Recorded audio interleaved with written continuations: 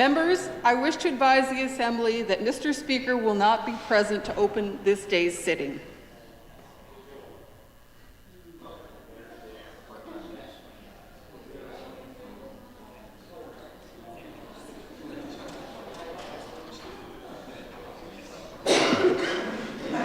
Present us, O Lord, in all our doings with thy most gracious favor, and further us with thy continual help, that in all our works, begun, continued, and ended in thee, we may glorify thy holy name, and finally, by thy mercy, attain everlasting life. Amen.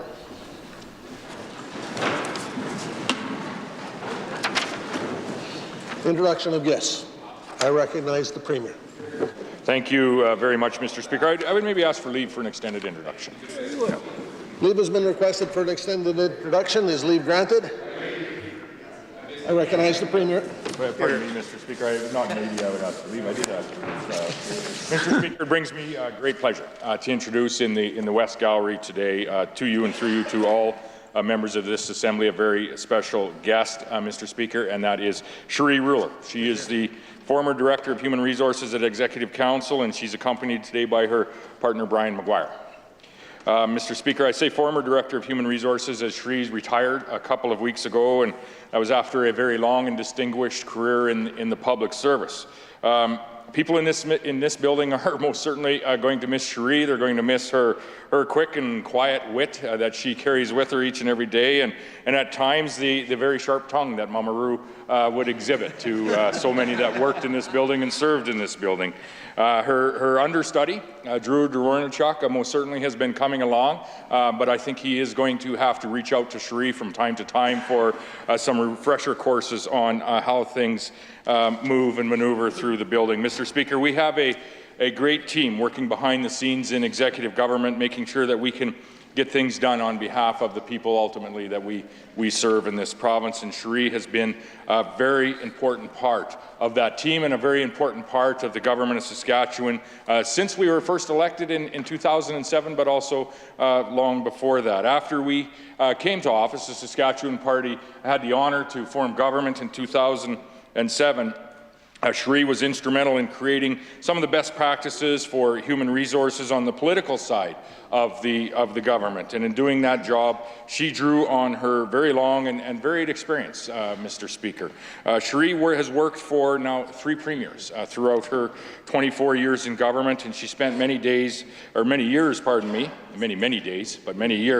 working as a consultant in the private sector as well. Mr. Speaker, we're going to, as I said, miss not only her quick wit and sometimes dry humor, but we most certainly are going to miss her wisdom and experience in this building. Not only when it comes to staffing, Mr. Speaker, to recruitment, to training, and all of the things that a human resource professional would do, but she had great wisdom and sage counsel when it came to life in general. Whether it be professional life or even personal life, Mr. Speaker. She is a very compassionate person. She is a good listener and someone who isn't surprised by what we may face day to day in each of our, again, professional or personal lives.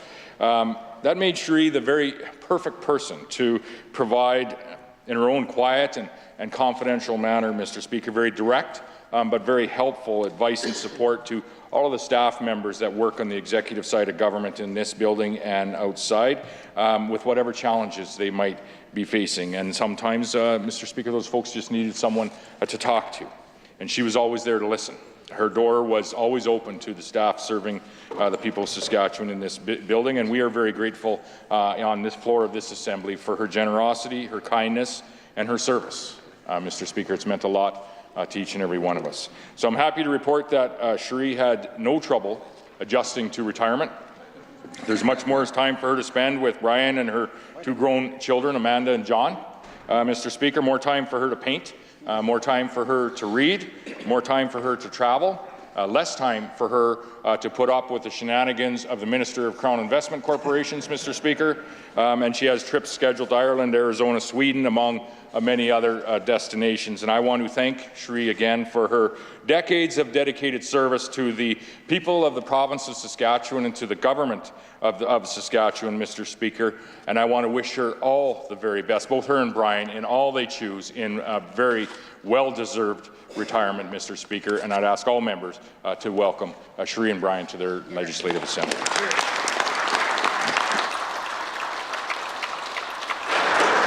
I recognize the member from Regina Rosemont. Thank you, Mr. Speaker. I'd like to join briefly with the Premier to offer our heartfelt thanks on behalf of the official opposition to Cherie for her years and years of service to her province and to governments in this province, and to recognize the importance of that service in building the province that we all love. So we say thank you, Cherie, and we wish you nothing but the best in your retirement.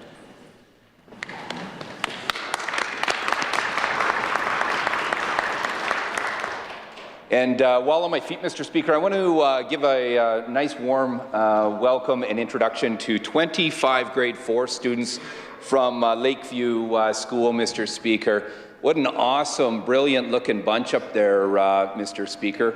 We look forward to visiting with them after question period here today. I understand that they hiked over through the snow here today, is that right?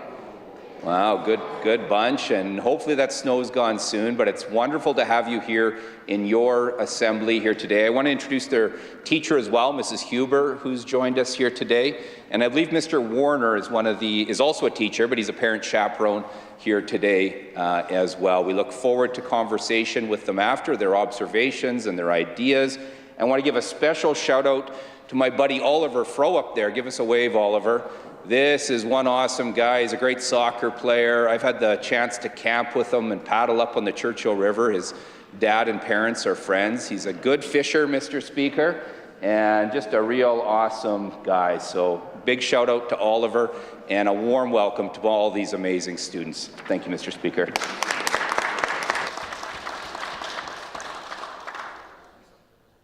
Presenting petitions, I recognize the member from Kenora Pelly.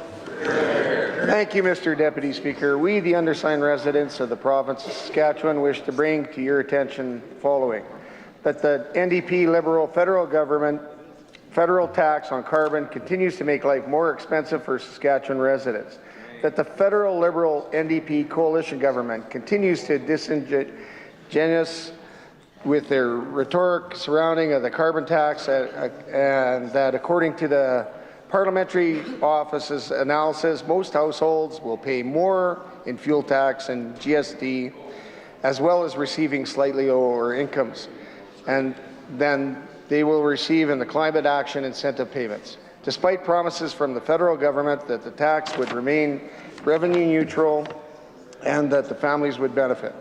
The reality is families are paying more than they receive.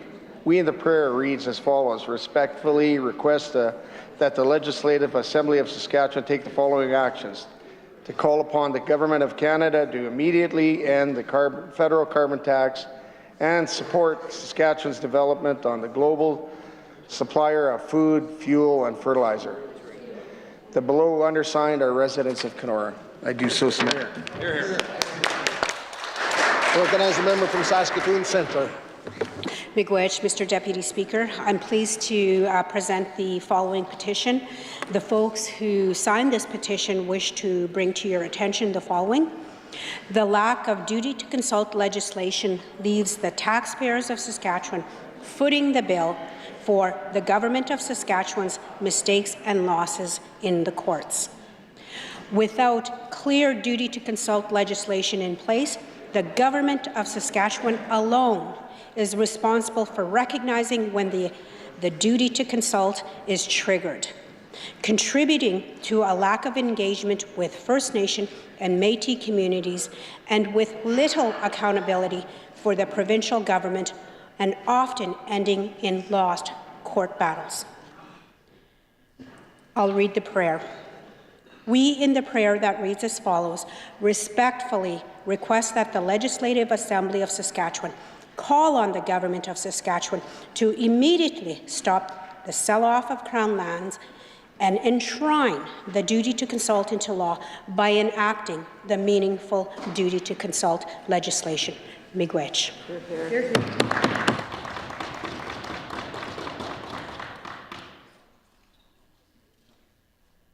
Reading and receiving petitions, statements by members. I recognize the member from Churchill Wildwood. Thank you, Mr. Deputy Speaker. Women being released from the Pine House Correctional Centre will now have a new place to call home. Last Friday, I brought greetings to the opening of Saskatoon Tribal Council's brand new Transitional Support Program building located in the Pleasant Hill neighbourhood. I was joined by the member from Saskatoon Riversdale and the member from Martensville-Warman. The program is called Agweek Squeechik Iskwewak and means turning their lives around in Cree. 18 women will be able to access services such as mental health or addiction support, opportunities for education and employment, access to elders, and assistance to regain custody of their children. One of the goals of the transition program is to prevent these women from reoffending after release from custody. 6 women moved into their new home just this last Monday. There are already 100 eligible women on a waiting list. The facility will be staffed 24 hours a day and has shared laundry. Each of the bachelor suites is furnished with a bed, table and chairs and has a kitchen and bathroom. Mr. Deputy Speaker, when we toured the new building, on each bed was a letter to the new occupant, and written on the envelope was, "Made especially for you." The Government of Saskatchewan will support this pilot project over the next 3 years, contributing $1.2 million in operational expenses. Mr. Deputy Speaker, I now ask all members to join me in wishing STC the very best in this Indigenous-led new program. Thank you. I recognize the member from Saskatoon Centre. Miigwech, Mr. Speaker. I rise to recognize Onion Lake Cree Nation, Chief Lewis, Terry Quinney, and the whole team in Onion Lake. Mr. Speaker, Onion Lake Cree Nation are trailblazers. They are leading the way and providing a shining example of what treaty rights protection is. They are consistently leading the way when it comes to advocacy and treaty protection. Onion Lake is no stranger to the halls of this legislative building. Mr. Speaker, it wasn't so long ago that Onion Lake and other First Nations filled the gallery calling for legislative change to our duty to consult policy framework. They filled the gallery before and after and expect them to do it again, Mr. Speaker, until this government stops taking advantage of First Nation and Métis people and legislates duty to consult. And they're not stopping there. Last year, they filed a lawsuit against the Alberta government over their Sovereignty Act. Last week, they filed one against this provincial government over the Sask First Act. And with that, I would like to say thank you, Onion Lake. You are truly a trailblazer in Saskatchewan in protecting the rights of treaty people in this province. Hear, hear. Keep up the pressure. We need you. You are trailblazers. With that, thank you. I recognize the member from Cypress Hills. Here. Thank you, Mr. Deputy Speaker. Saskatchewan is an incredibly diverse province with towns that have, towns having their own unique history. But almost every town in the great province of Saskatchewan, there is a post office, a co-op, and a hockey rink. Mr. Speaker, rinks are almost as essential for rural communities as they are they are not free to operate. That's why I was pleased to earlier this week to hear that Saskatchewan Power, or SaskPower, would be providing relief for 1,400 seasonal customers on their power bills. Mr. Speaker, SaskPower customers who use large amounts of power are adjusted to demand charge based on the highest power consumption they require at any given time in the year. This is because SaskPower must hold an adequate capacity for those customers in this case, for what their needs are. Mr. Speaker, seasonal customers like drinks also use power in the wintertime and then in the summer. That's why SaskPower is reducing the time period used to calculate demand charges to 6 months for seasonal customers. as this charge will reset every March and November. This ensures that the rinks do not pay extra in the summer for their usage in the winter. Mr. Speaker, communities in large and small across the province are set to benefit from the... Next statement, please. I recognize a member from Saskatoon-Meewasin. Thank you, Mr. Deputy Speaker. Last week on April 13, the world celebrated International Day of Pink. Discrimination takes many shapes, whether it's based on race, age, ability, gender, or sexuality. The 2S LGBTQIA+ community is no stranger to the bullying and violence that stems from discrimination and hateful beliefs. While progress has been made towards removing these social barriers from our society, discrimination still persists. So every year on second Wednesday of April, people worldwide are encouraged to put on a pink shirt and stand in solidarity with the Two-Spirit and queer community to continue fighting for equality and acceptance. Day of Pink is for everyone who has experienced bullying. Day of Pink's purpose is to create a more inclusive and diverse world.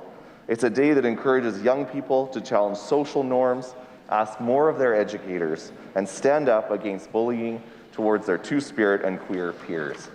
Day of Pink is more crucial today than ever, as we can never stop working towards creating a more inclusive world. I encourage all members to join me in celebrating Day of Pink. Let's have the courage to stand in solidarity and continue to fight for equality and acceptance for all. Thank you, Mr. Deputy Speaker. I recognize the member from Martensville-Warman. Thank you, Mr. Deputy Speaker. Our government values all of our province's municipal councils and values the work of elected officials, administration and staff do to support our communities.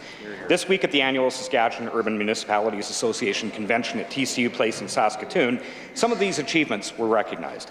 Mr. Deputy Speaker, I was pleased to learn on Tuesday afternoon that the winner of the Regional Cooperation Award at SUMA was the P4G Planning District.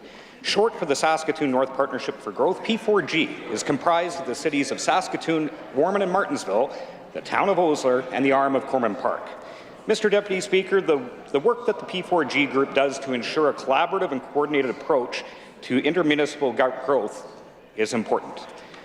Latest projections show the P4G region reaching a population of 500,000 people in the next 20 years. And based on current economic climate, anticipates the population could climb as high as 1 million people in the region in the next 60 years. Mr. Deputy Speaker, the North Saskatoon Partnership for Growth is one example of how collaboration between municipal governments can result in growth that works for everyone. More people, more jobs, and more opportunity for all. Congratulations again to everyone involved with the P4G Planning District for the leadership they provide and for winning this important Regional Cooperation Award at SUMA. Thank you, Mr. Speaker. I recognize the member from Kindersley. Thank you, Mr. Deputy Speaker. I'm very happy to report our government is increasing annual funding for EMS in Saskatchewan by $8.8 million this year. This will support emergency services in 31 communities by adding rural and remote ground ambulance staff, expanding community paramedicine, addressing wage parity issues, and providing more operational funding for EMS operators. $3.5 million will go directly to supporting the addition of 33 full-time positions in 27 communities. That includes Biggar, Cardiff, Prince Albert, Cupar, Moose Jaw, Melville, North Battleford, Yorkton, Porcupine Plain, and Kindersley. Another $739,000 will help expand the community paramedicine program within the communities of La Ronge, Beauval, Buffalo Narrows, Estevan, and Weyburn. And $2.6 million goes to help contracted EMS providers deal with wage parity and recruitment and retention issues. Paramedic Services Chief of Saskatchewan, President Stephen Skowadorko's response was, and I quote, "The investment of $8.8 million is a strong commitment to addressing ongoing crucial needs of ambulance services and paramedics in the province. We look forward to ongoing dialogue with the Ministry of Health as well as the SHA to ensure the best patient care is brought to the residents of Saskatchewan." End quote. This, Mr. Deputy Speaker, is growth that works for everyone. Hear, hear. Hear, hear.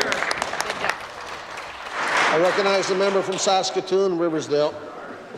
Mr. Deputy Speaker, on this side of the House, we are accused of toxic positivity. But with more great news about our economy, it is another great day in Saskatchewan. Just this morning, Globe and Mail published an article why GDP per capita is becoming the indicator to watch. According to the latest data, Saskatchewan's 2021 GDP per capita was $65,349. That's second highest among the provinces and 26.8% above the national average. We have mentioned time and time again in this House that we are leading the nation in multiple economic indicators. Wholesale trade saw growth of 30.3% in February 2022 to February 2023. That's a total of $4.7 billion. Urban housing starts saw a 53% increase through the first 3 months of 2023 compared to the same time last year, with growth of 43.7% in merchandise exports from February 2022 to February 2023. We are seeing growth that works for everyone. Saskatchewan's population grew by 29,307 people to over 1.214 million. In 2022, our province has a growing economy, job opportunities, and great quality of life for all. And that's exactly what we've been promoting on the world stage. And with such positive indicators in this province, it is no surprise that Saskatchewan is being seen as the best place to live, work, and raise a family. Hear, hear. Question period. I recognize the member from Regina Elphinstone Centre. Mr. Deputy Speaker, for days we've asked the Minister of Health for answers about the hush memo sent just hours before we were on the ground listening to local voices in healthcare. What did that memo say? You know, the actual memo that was leaked to us. Quote, "Please be advised that we are not to coordinate tours or answer questions about our facility to any political parties. If any MLAs or members of a political party request information from Lanigan Integrated Hospital, please direct them to the process." End quote. Now that the minister has his memo straight, will he apologize for sending this hush memo to silence healthcare workers in our province? I recognize the Minister of Health. Hear, hear. Thank you, Mr. Speaker. I didn't send out any memo. Neither did the government. The SHA had sent out a memo which I tabled, was requested yesterday by their House Leader to table the original memo. I tabled it in its entirety, Mr. Speaker, read it into the record multiple times.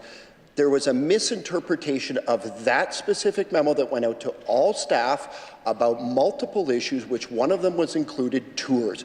Mr. Speaker, we have to make sure that we're maintaining the safety, the integrity, and the dignity within our hospital systems for the patients so they are not disrupted, as well as the staff. This is a fully functioning hospital.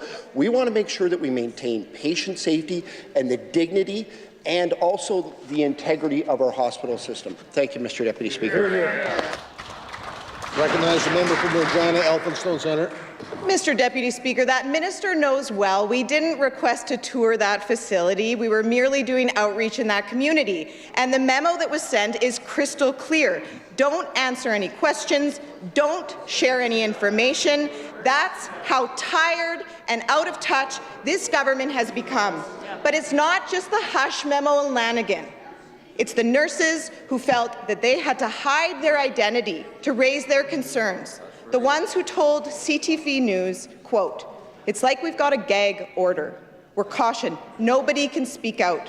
What does the minister have to say about the culture of fear he's created in our healthcare system that stops frontline health workers from speaking out?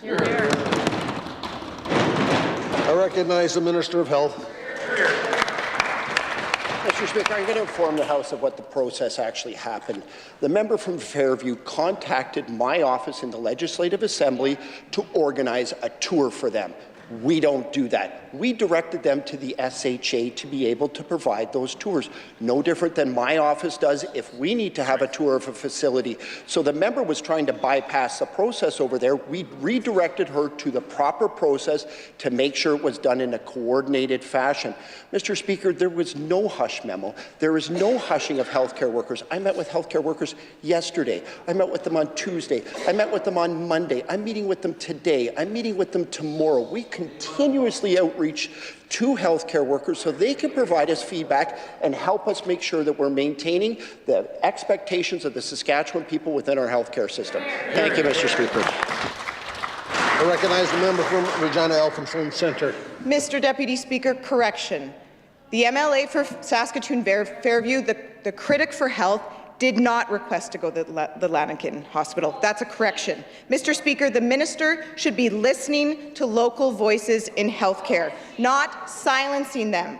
Frontline workers know that our hospitals are facing total system collapse, Mr. Deputy Speaker. That's why Tracy Zambori and the Saskatchewan Union of Nurses are calling on this tired and out-of-touch government to form a nursing task force to get to the bottom of the crisis in our ERs.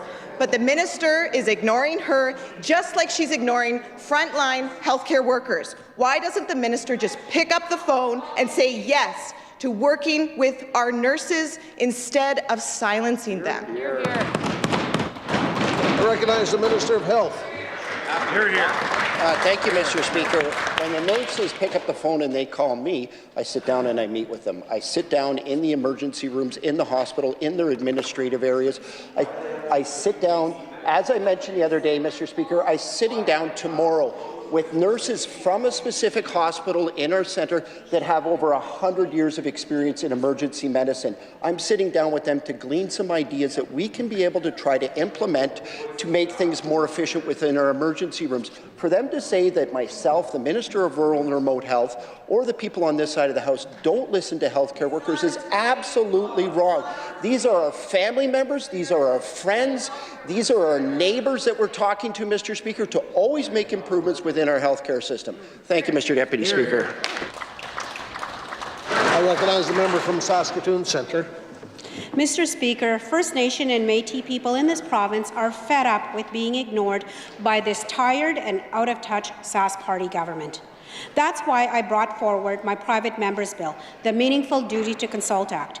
It would require the government to actually listen to First Nation and Métis people before making major changes that impact their rights.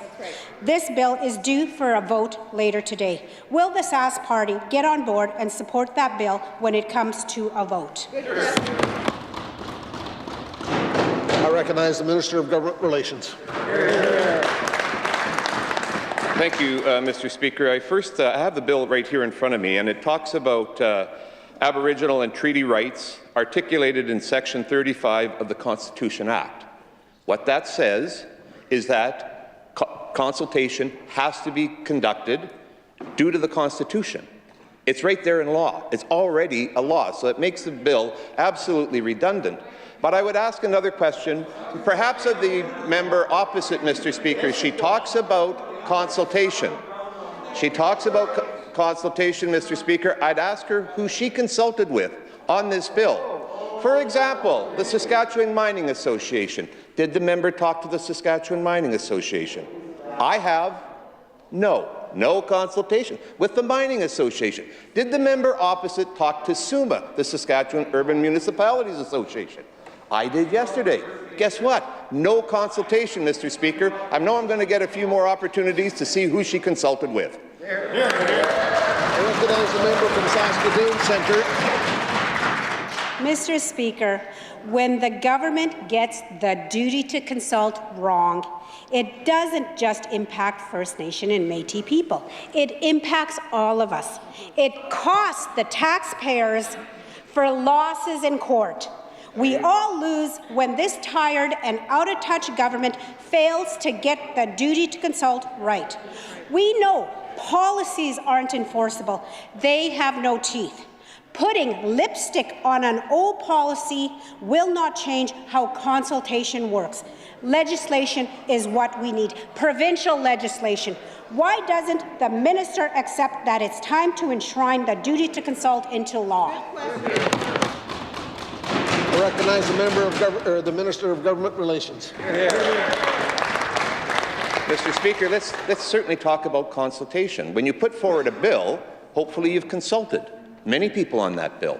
Did the member talk to the Saskatchewan Chamber of Commerce? You know, Mr. Speaker, I talked to the Saskatchewan Chamber of Commerce about the very bill. They had no idea the bill was even coming to the floor, Mr. Speaker. Did even one other, Mr. Speaker, did the member opposite even have the courtesy to talk to the Office of the Treaty Commissioner, Mr. Speaker? No, she didn't even consult with the Office of the Treaty Commissioner. And she's standing up here talking about consultation, and she wants it enshrined in legislation. I would say she should try to do some consultation herself before she tells anybody else how to consult, Mr. Speaker. I recognize the member from Saskatoon Centre. Mr. Speaker, had this minister actually listened to my second reading speech last fall, he would have heard who I consulted with. Mr. Speaker, this government's failure on the duty to consult has so many consequences for the Saskatchewan people. Just look at the sale of Crown land and grasslands as one example. Thousands and thousands of parcels have been sold off under this government's watch with no consultation. That's right. And when those lands are gone, they are gone for good. They have tremendous environmental value, and they're used by non-Indigenous hunters and hikers. And First Nation and Métis people rely on Crown lands to exercise their treaty and inherent rights. To the minister, what good is the treaty right to hunt and gather if there's no Crown left to do it on? I recognize the Minister of Government Relations. Mr. Speaker, after learning that absolutely very, very little consultation was done on the bill, I want to talk about something else that's in the bill.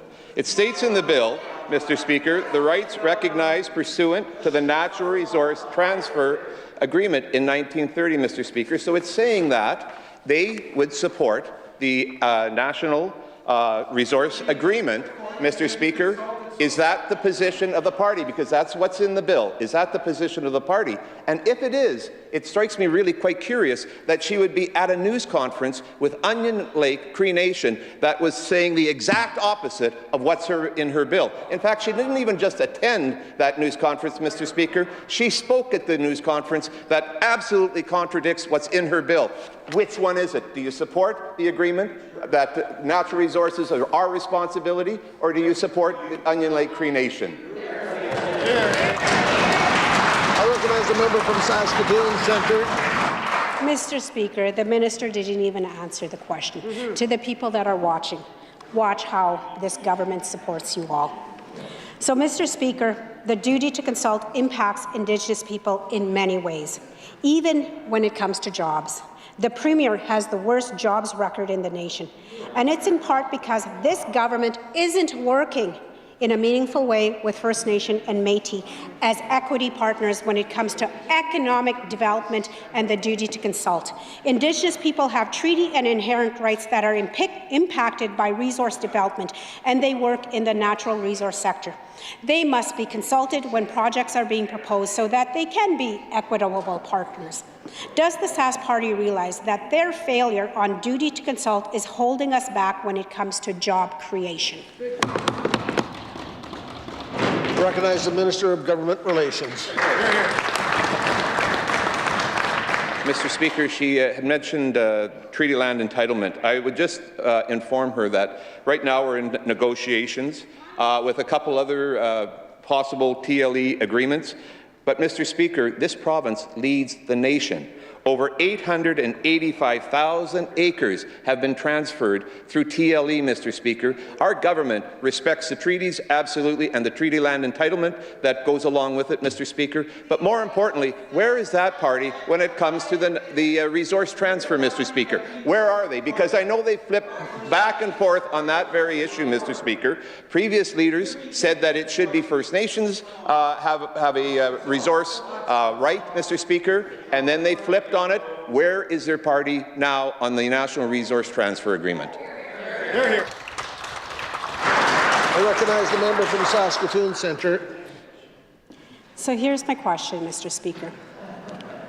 So the best example of this government ignoring the duty to consult is Bill 88, the Saskatchewan First Act. That's right. It's an insult to First Nation and Métis people in this province.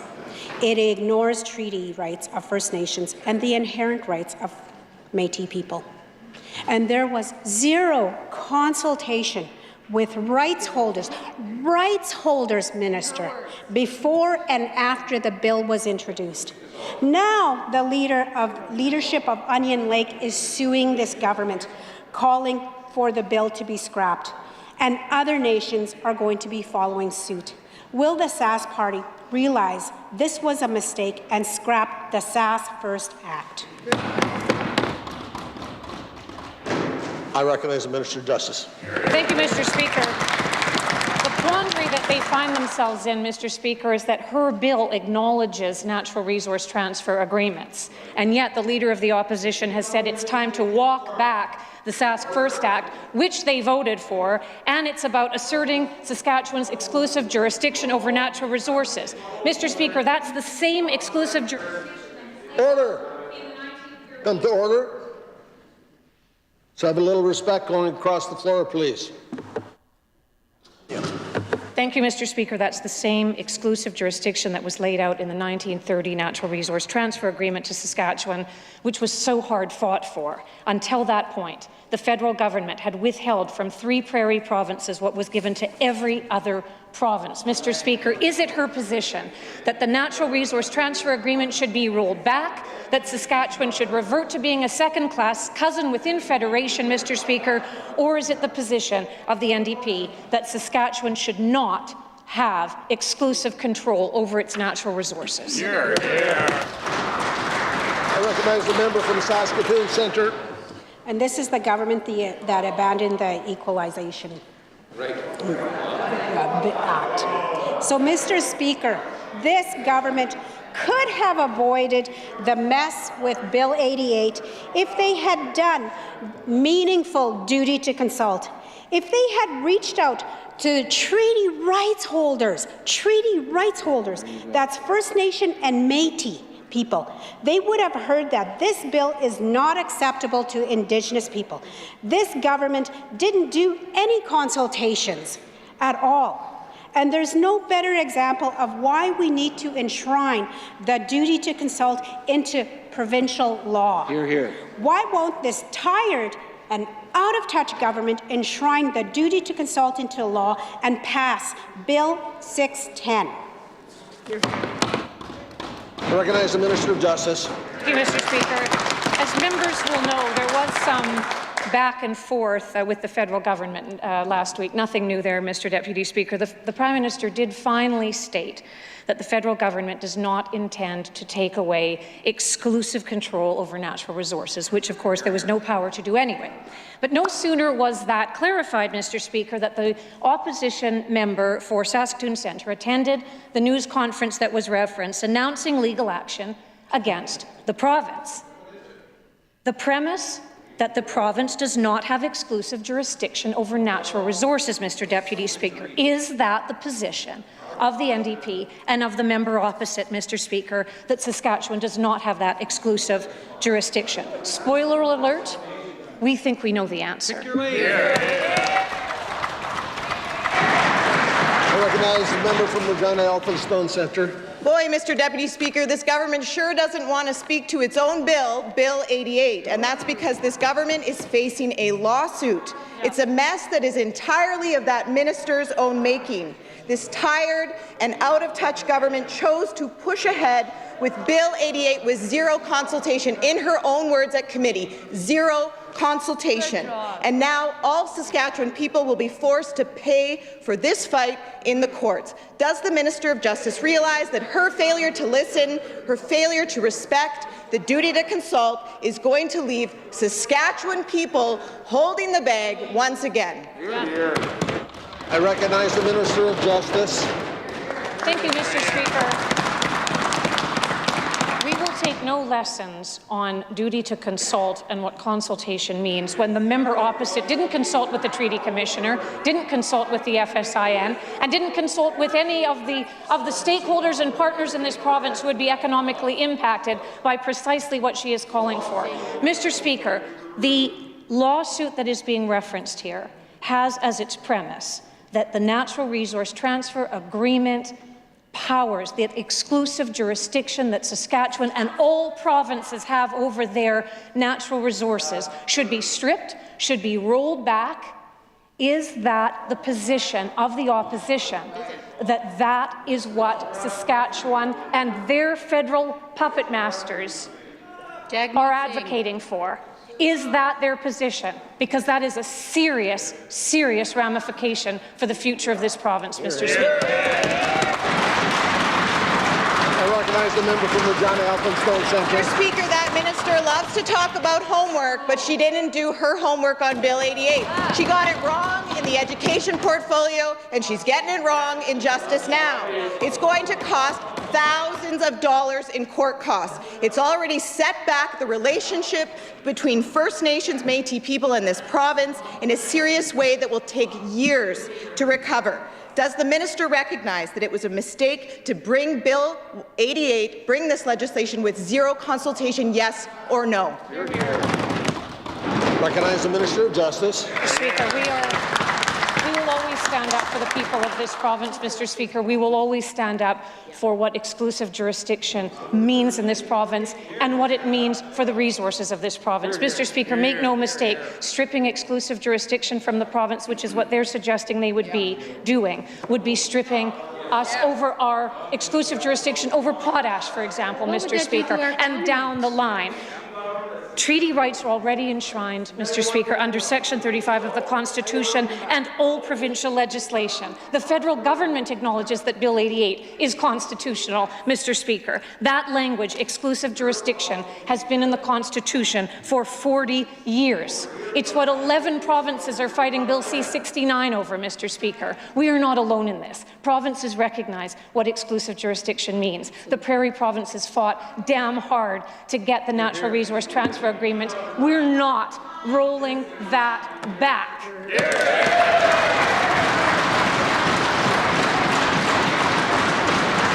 I recognize the member from Saskatoon Rivers.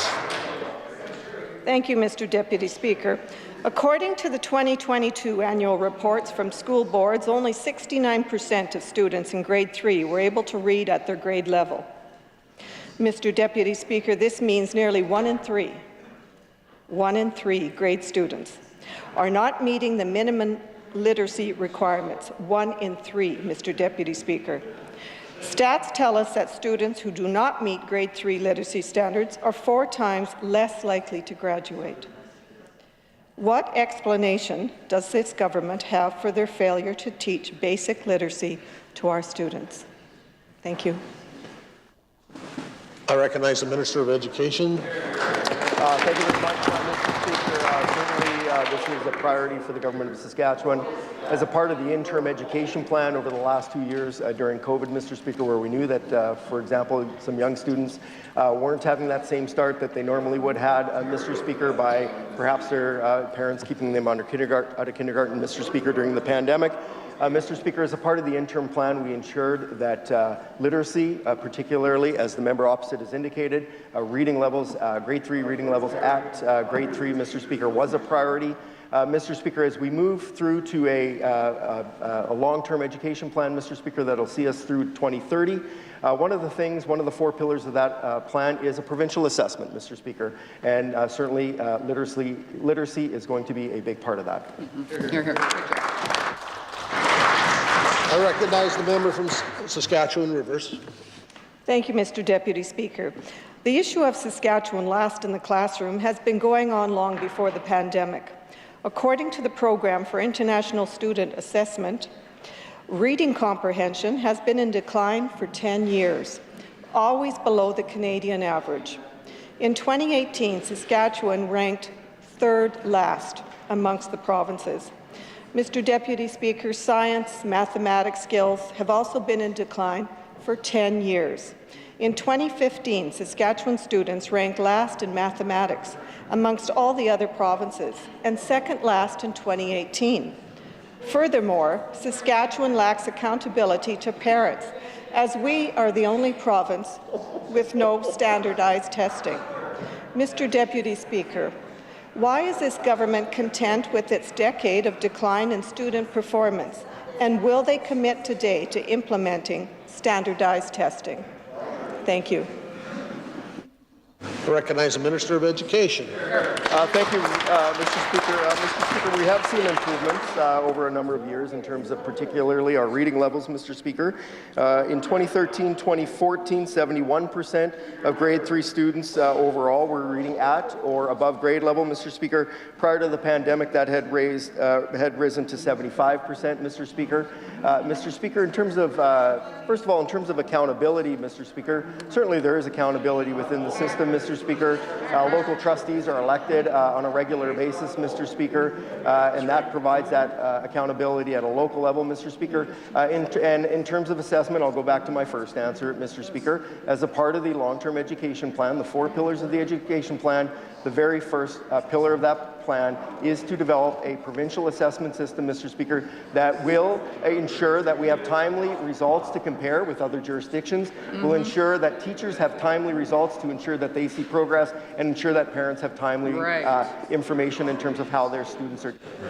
Thanks. I recognize the member from Sask Rivers. Thank you, Mr. Deputy Speaker. The Fraser Institute stated the following: Saskatchewan is the only province in Canada with no province-wide student testing program, leaving the province's student at a disadvantage. Mr. Deputy Speaker, standardized tests would allow this government, schools, teachers and parents to see objectively how students are doing. It would provide much-needed accountability to this government and to the public, to parents, to ensure students are getting the best possible education. Mr. Deputy Speaker, will this government commit to adopting standardized province-wide tests in the interest of greater accountability and transparency? Thank you. I recognize the Minister of Education. Thank you, Mr. Speaker. Mr. Speaker, I'll try again for the member opposite.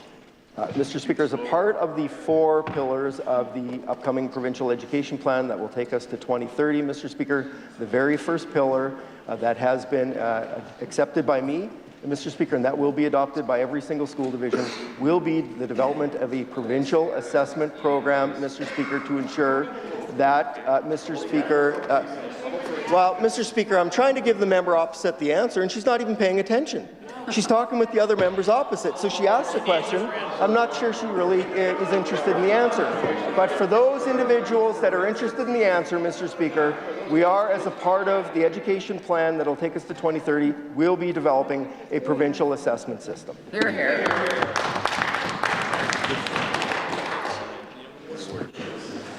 Ministerial statements. Introduction of bills. Presenting reports by standing and special committees. I recognize the chair of the Human Services Committee. Mr. Deputy Speaker, I'm instructed by the Standing Committee on Human Services to report Bill number 101, the Child and Family Services Amendment Act 2022 with amendment.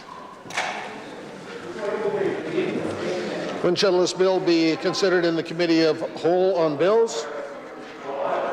I recognize the Minister of Sorry?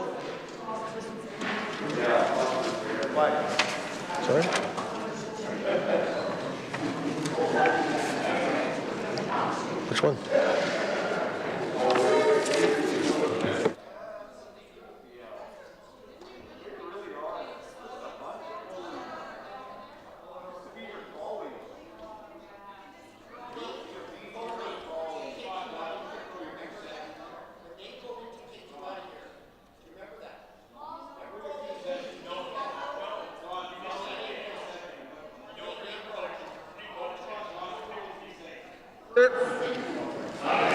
I recognize the Minister of Social Services.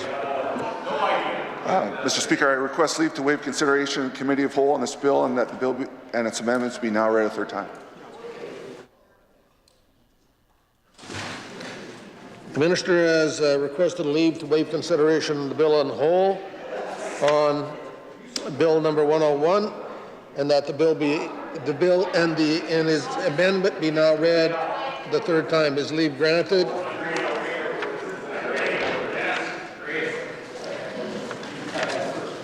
First and second reading of the amendments.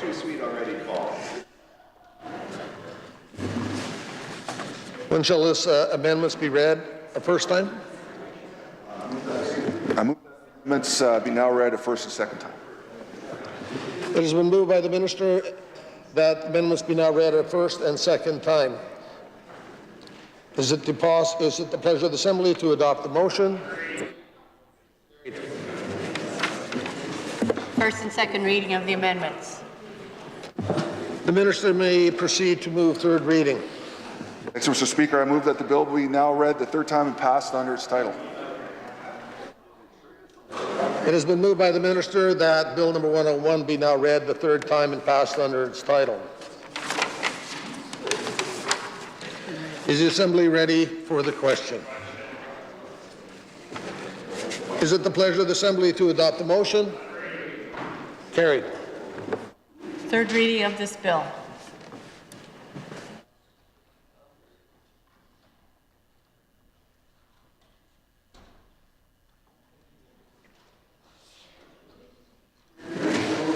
I recognize the Chair of Intergovernmental Government Affairs and Justice. Thank you, Mr. Deputy Speaker. I'm instructed by the Standing Committee on Intergovernmental Affairs and Justice to report Bill number 121, the Provincial Emblems and Honours Amendment Act, 2022, without amendment. When shall this bill be considered in the Committee of the Whole on Bills? I recognize the Minister of Trade and Export. Thank you, Mr. Speaker. I request a leave to waive consideration in Committee of the Whole on this bill and that the bill be now read the third time. The Minister has requested leave to waive consideration in the Committee of the Whole on Bill number 121 and that the bill be now read a third time. Is leave granted? The Minister may now proceed to move third reading. I move that the bill be now read the third time and passed under its title. It has been moved by the Minister that Bill number 121 be now read the third time and passed under its title. Is the Assembly ready for the question? Is it the pleasure of the Assembly to adopt the motion? Carried. Third reading of this bill.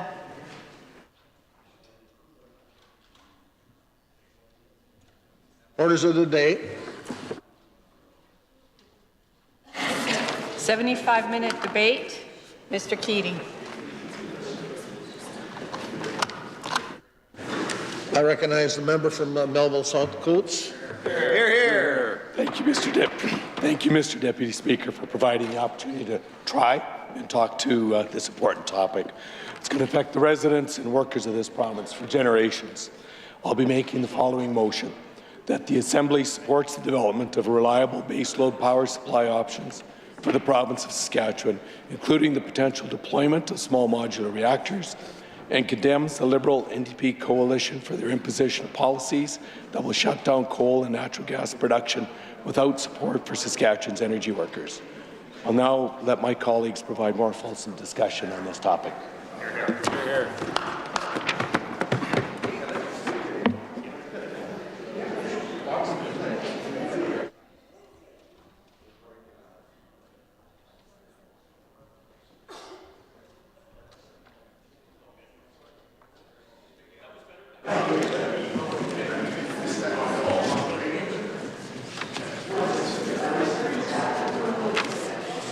I recognize the member from Saskatoon Centre. Miigwech, Mr. Deputy Speaker, I'm pleased to be entering my remarks in this 75-minute debate on the motion that was presented here. Introducing SMRs will require deep consultation with Saskatchewan communities. And you know, this government has struggled to consult with communities and citizens in the past. What is their plan to ensure that Saskatchewan voices and concerns are heard? You know, we do talk a lot about consultations. And, you know, when I have done consultations, it's been with treaty rights holders, not organizations, but treaty rights holders. That's who we've consulted with. So when it comes to SMRs, this needs more consultation. And to use one of the minister's words, dialogue. We need to have two-way dialogue when it comes to SMRs in this province. First Nation and Métis communities and leaders have criticized governments in the past for their failure to consult. And the other thing that's interesting, I was in an Estimates Committee meeting last night, and we're talking about SMR in one of the committees, and what I found that was interesting was that presently there's no SMR reactor designs approved by the Canadian Nuclear Safety Commission. And that's just the folks that have been giving me this information realized, oh, that was interesting. So when we talk about SMRs, we need to talk to people that are going to be impacted most by SMRs. First Nation and Métis people, the treaty rights holders need to be impacted, that they need to be consulted, or in the government's words, have dialogue. And also, SMRs can take a long time to construct. And as I just said earlier, that presently there's no SMR reactor designs approved by the Canadian Nuclear Safety Commission. And they also require specialized work. And I'm interested to know how this is going to be undertaken. Energy, whether it's traditional, SMRs, or complementary, like wind and solar, all play a vital role in our province's approach to power generation. Is this government planning to increase their commitments to renewable energy sources like the wind and solar to ensure that all our eggs are in the nuclear basket and that we've diversified our power grid for the energy needs of today and tomorrow? The other thing that I'm quite interested in is this government has no problem in extending their hand to the federal government when it comes to transfers. And they have no problem in spending the federal dollars that they're given. My curiosity, I guess, is what dollars is the provincial government going to be putting into this? You know, there's a lot of criticism always against the federal government. And the people that I represent and the people in this province are concerned about the province. They're concerned about what the province is doing to ensure they have good-paying jobs, that they can live affordably, that they can live longer. They're concerned about leaving a future for their children, their grandchildren, and those not yet born.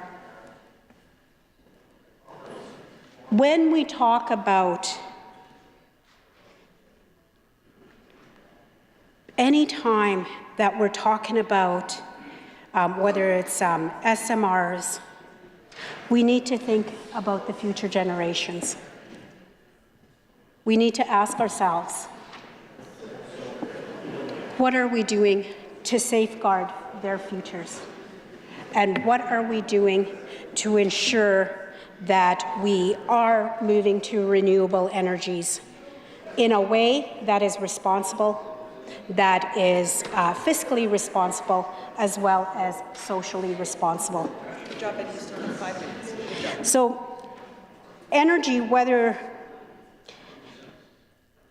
when we choose a site like the SMR, we talk about this, and the folks in my constituency have reached out to me, and this is an issue that concerns a lot of people, and there are folks out there as well that don't know much about it.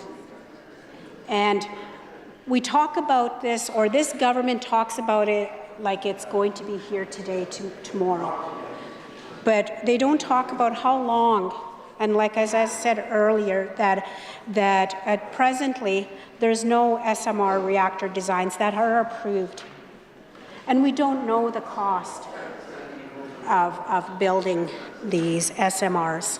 We don't know, and often budgets go over what they say they're going to do, and they take time.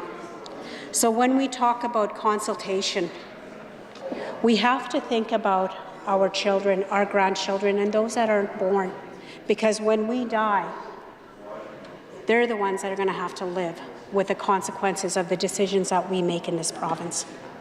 And what I was told as a kid growing up from my parents, my family, when we protect Mother Earth takes care of us.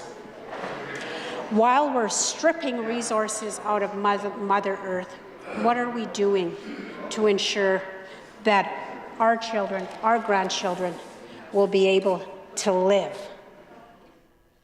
Because we all know, and this is what I heard from my ancestors, we're driven by the dollar. At the end of the day, we can make all the money in the world, but we can't eat money. And we have to think about that. So when we're thinking about decisions, yes, it's really good to grow the economy. It's good to generate jobs, create a cleaner environment. We also have to keep in mind of how is that going to negatively impact the ones that come after us. And this SMR file is a critical potential project for Saskatchewan, both for our economy and also our energy security for our future and the subsequent generational job opportunity for communities involved. And it is very important for the people of this province that this process is clear, transparent, and there is accountability throughout.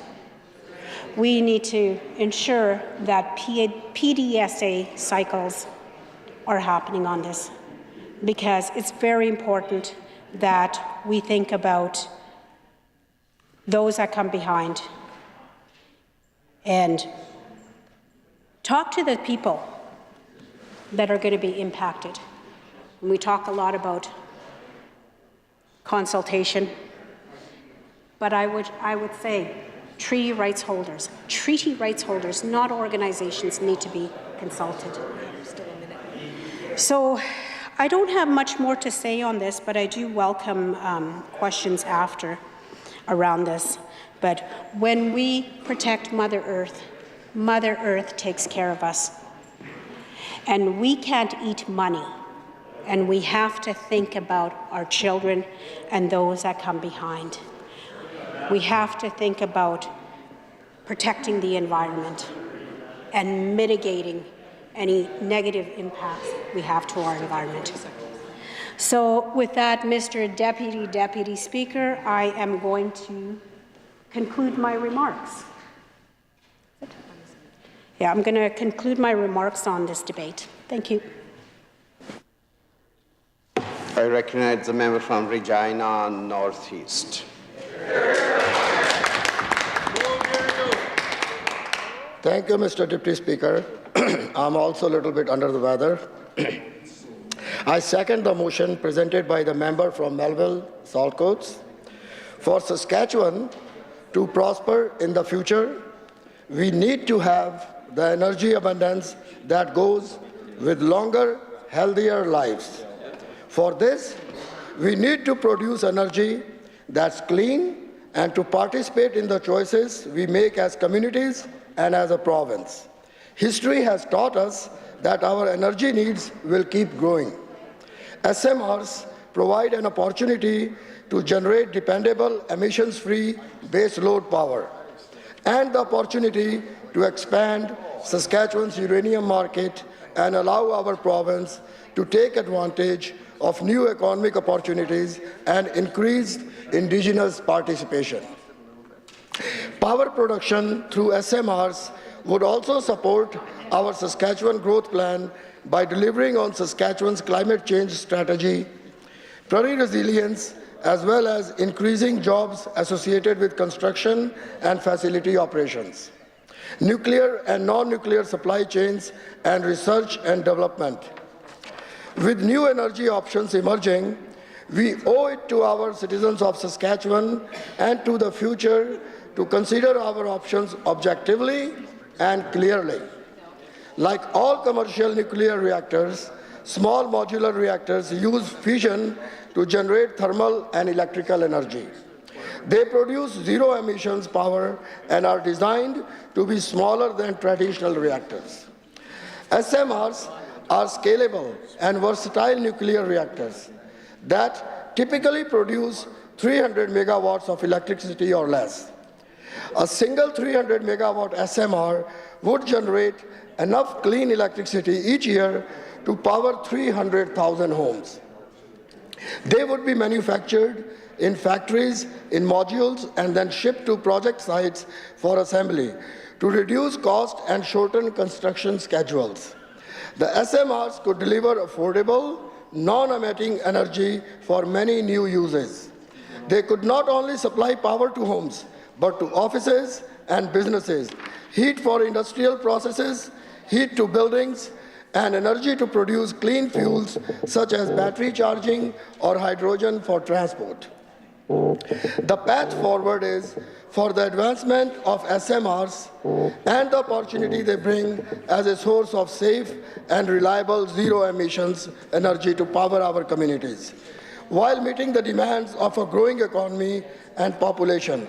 SMRs can improve our quality of life, drive economic growth and prosperity, and help our province and Canada as a whole meet its climate goals. According to the Canadian Nuclear Association, nuclear power is the most efficient power source by land area, and it's more than 15 times more efficient than renewable sources like wind and solar. Mr. Deputy Speaker, SMR deployment in Saskatchewan could also be an important source of new job creation for the province, generating an estimated 1,700 jobs during construction and an additional 180 jobs during operations. An increase of Indigenous participation in Saskatchewan's natural resource industries could also be attained. The investment into SMRs has the potential to generate over $5 billion in economic activity between 2032 and 42. Saskatchewan has one of the largest natural reserves of high-grade uranium in the world, with around 85% of production currently being exported internationally. The use of SMRs would increase annual value of uranium sales, create jobs in northern Saskatchewan, and contribute to our province's finances through royalty payments. Investing in nuclear technology offers further economic opportunities for this important industrial sector by creating supply chains and industries that support SMR operation. Safety is always a concern when exploring new technologies. Canada's nuclear industry has impeccable safety track record. It's built on more than 70 years of innovation with safety and environmental protection at its core. Never in Canada has anyone been harmed or injured as a result of the industry's operations. Nuclear plants have many layers of protection, so if there's ever an issue, multiple systems keep the plant safe. SMRs are an advancement in terms of nuclear power technology and offer even further layers of protection for human safety and the environment. I was surprised to learn that nuclear energy has a stronger safety track record than even renewables. Data shows that renewable energy sources such as wind and solar have significantly higher injury rates, as well as death rates per terawatt of energy produced. In 2021-22, 79% of Saskatchewan Power's electricity was generated from coal and natural gas. The use of SMRs would go a long way in decarbonization of electricity production in Saskatchewan. There is a growing international trend towards SMRs. The United States is investing US $3.2 billion to deploy 2 SMRs by 2027. The United Kingdom is investing £210 million for SMR and research and development by early 2030. In addition, China, France, Argentina, Poland, and many other countries are at different stages of developing and deploying SMRs. We have a window of opportunity to lead as Canada has all the necessary elements: a strong international brand, flexible and performance-based regulator, world-class nuclear laboratories and demonstration sites, a mature supply chain and domestic uranium mining industry, extensive nuclear operating experience, and strong science and technology in related areas like material science, medicine, irradiation, sterilization, food safety. SMRs support long-term national energy security using Saskatchewan uranium and Canadian technologies. Ontario would see the first SMR project of 300 megawatt constructed at the Darlington nuclear site by 2028. As well, 2 fourth-generation advanced SMRs would be developed in New Brunswick.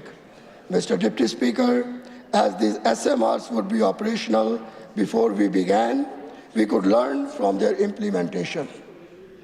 As laid out in the strategic plan, SAS Power is to finish the evaluation and make a recommendation, followed by site selection and various regulatory steps.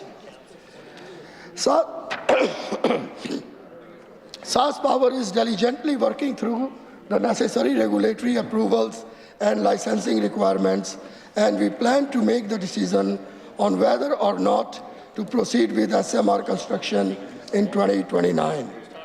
Construction would begin shortly after, with the first SMR operational by 2034. A preliminary business case will be developed later this year. Part of this business case will look at how these changes would affect people's electrical bills.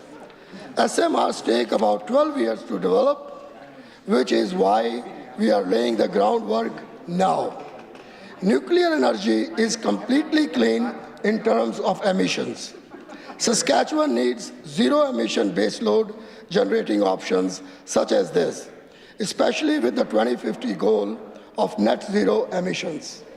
Mr. Deputy Speaker, as both solar and wind energy are dependent on weather conditions, nuclear energy could fill the gap with steady, reliable power. Another advantage of SMR is that they don't need a unique site design. Traditional nuclear power plants are designed specifically for the site they will be placed in. The design can't be standardized, so parts can be mass-produced, which usually leads to overruns in both timeline and cost. With that, I acknowledge and support small modular reactors as a safe, reliable, zero-emissions energy to complement renewable energy sources by providing stable baseload clean energy capable of powering Saskatchewan's growing economy and population while creating new opportunities to export Canadian knowledge.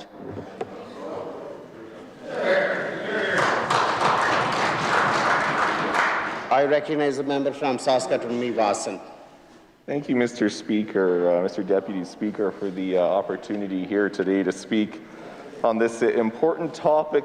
Specifically, I'll read the motion that the Assembly supports the development of reliable baseload power supplies options for the province of Saskatchewan, including the potential deployment of small modular reactors, and condemns the Liberal NDP coalition for their imposition of policies that will shut down coal and natural gas production without support for Saskatchewan workers.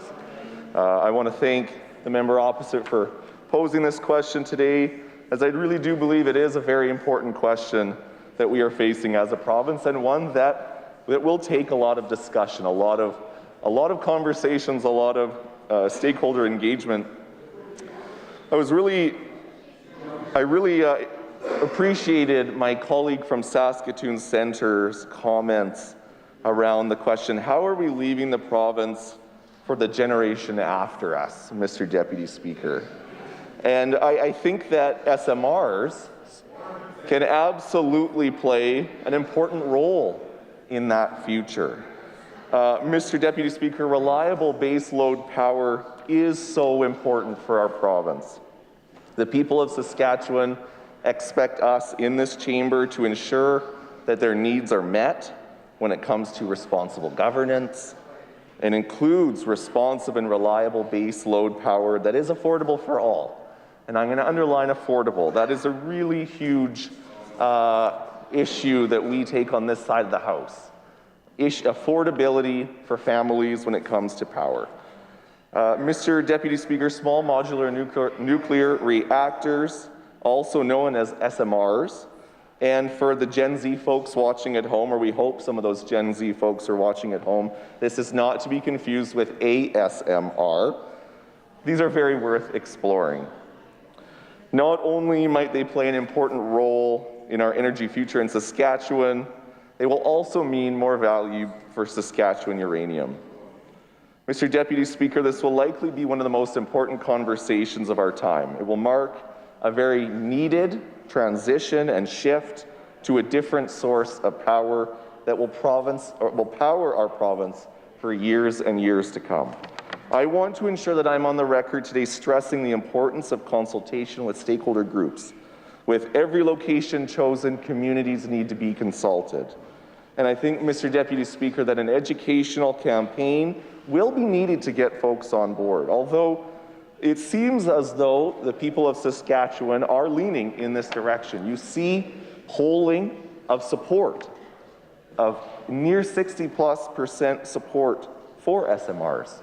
So folks are seeing this, they're learning about this. But I do think that an educational campaign will be crucial.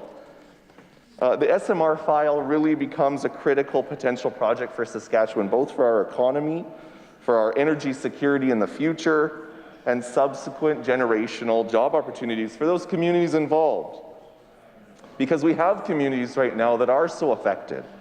And then later in the motion we talk about policies of this federal government that are imposing policies that don't work for Saskatchewan and shutting down industries without plans for those folks. That is not how it should be done. Those folks need support from both the federal government, they need support from their provincial government. So all in all, these projects will become really crucial opportunities for those communities. But I really do, Mr. Deputy Speaker, believe that this process must be clear, it must be transparent, it must have the people of Saskatchewan on board as we move forward. And there has to be accountability for that process regardless of the government engaging in the process. At the end of the day, Mr. Deputy Speaker, it really will come down to a business case presented. We know that SMRs come with huge price tags in the billions. How will we invest in this technology? How will we fund it? SMRs do come with a number of questions. There's a lot of questions that need to be answered. You know, some questions that I thought of was, what is the plan to ensure our grid and power generating capacity can withstand the use of SMRs? Are we ready for that? We technically, as the member opposite mentioned, that we may not see these operational until 2034, so we do have that time to do that work needed. There's also questions as how will SMRs help people in industry? How will they help industry? How will they develop jobs for folks in those affected communities? How will we help folks electrify their households? Will we have that infrastructure in place to service both the large and small energy needs?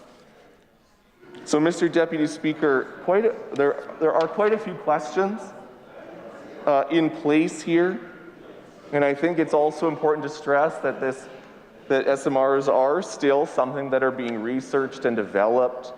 We haven't seen an actual small modular reactor built, so we're in a very theoretical phase, but we need to be open to that opportunity. Saskatchewan needs to be open to that opportunity, as this is a crucial move forward for us. So as I mentioned, lots of questions. Right now, we've got, as the member opposite said, 10 years before we might see an SMR completed in Saskatchewan. So what is our plan now, right now, to start diversifying our energy needs? There are lots of opportunities that we have in this province to continue to diversify our energy needs. But my question is, what can we do right now to also reduce emissions, to address the global crisis that we're seeing in climate changes, intense weather situations?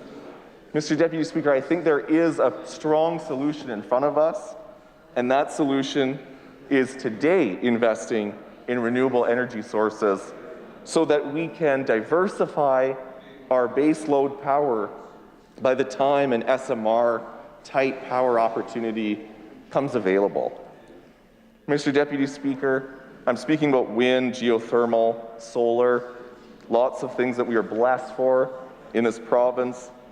We have technological advances that are ready to be deployed in those areas, ready to harness the options. And I don't think, Mr. Deputy Speaker, that it has to be this or that. I really do believe that we can continue to support our resource industries in this province while investing, absolutely, continue to support resources, but also at the same time using that revenue to continue to invest and diversify our power bundle. Not only would, renewable energy provide safe, clean energy, it would add to our baseload power, it would support us, it would be ready to implement SMRs if they're the option, but it would also ensure good jobs. It would ensure affordable energy bills. They're great jobs. Mr. Deputy Speaker, questions about jobs. They're great jobs. Great jobs. They are. Mr. Deputy Speaker, there is an opportunity to see good jobs continued in our resource sector and to create and transition. While we see folks losing their jobs, we can transition into other jobs. We can diversify our job market. We know that this is a government that has a 5-year record, the worst jobs creation record in the country at 3%. Why not create more jobs right now in this province? I know, Mr. Speaker, we see an I don't care attitude when it comes to the climate, but this is an issue that's facing us today. Lastly, Mr. Speaker, and I mentioned this, I really do believe that investments in renewable energy will create jobs. So, Mr. Deputy Speaker, we have a conversation ahead of us about SMRs, which is an important conversation, but I have to stress, Mr. Deputy Speaker, that we must be investing today. We are 14 years behind almost every other province. It's time to diversify our energy today and support our industries and create new industries for folks to work in. With that, Mr. Speaker, I will sit down.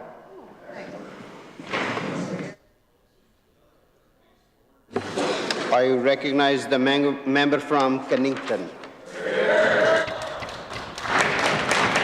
Thank you, Mr. Deputy Speaker. Not surprisingly, I will be supporting my colleague from Melville-Saltcoats' motion that this Assembly supports the development of reliable baseload power supply options for the province of Saskatchewan, including the potential deployment of small modular reactors, and condemns the Liberal NDP coalition for their imposition of policies that will shut down coal and natural gas production without support for Saskatchewan's energy workers.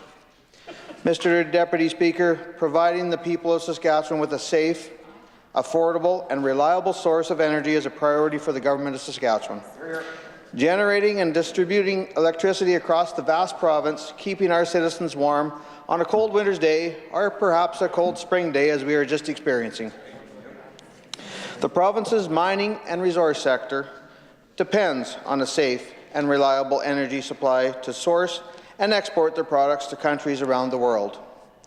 Our agriculture and food producers rely on this same supply to grow and add value to agri-food products, to feed not only Canadians here at home, but to feed a growing world population.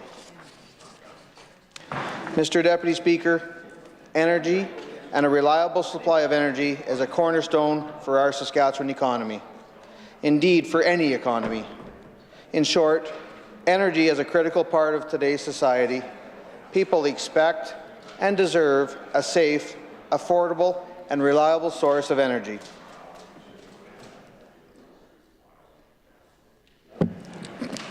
Mr. Deputy Speaker, SaskPower is investing over $1 billion on capital in this current fiscal year, including $120 million to repair, replace, and upgrade transmission infrastructure like substations and power poles, and investing an additional $162 million to sustain and extend the life of the E.B. Campbell and Coteau Creek hydro facilities.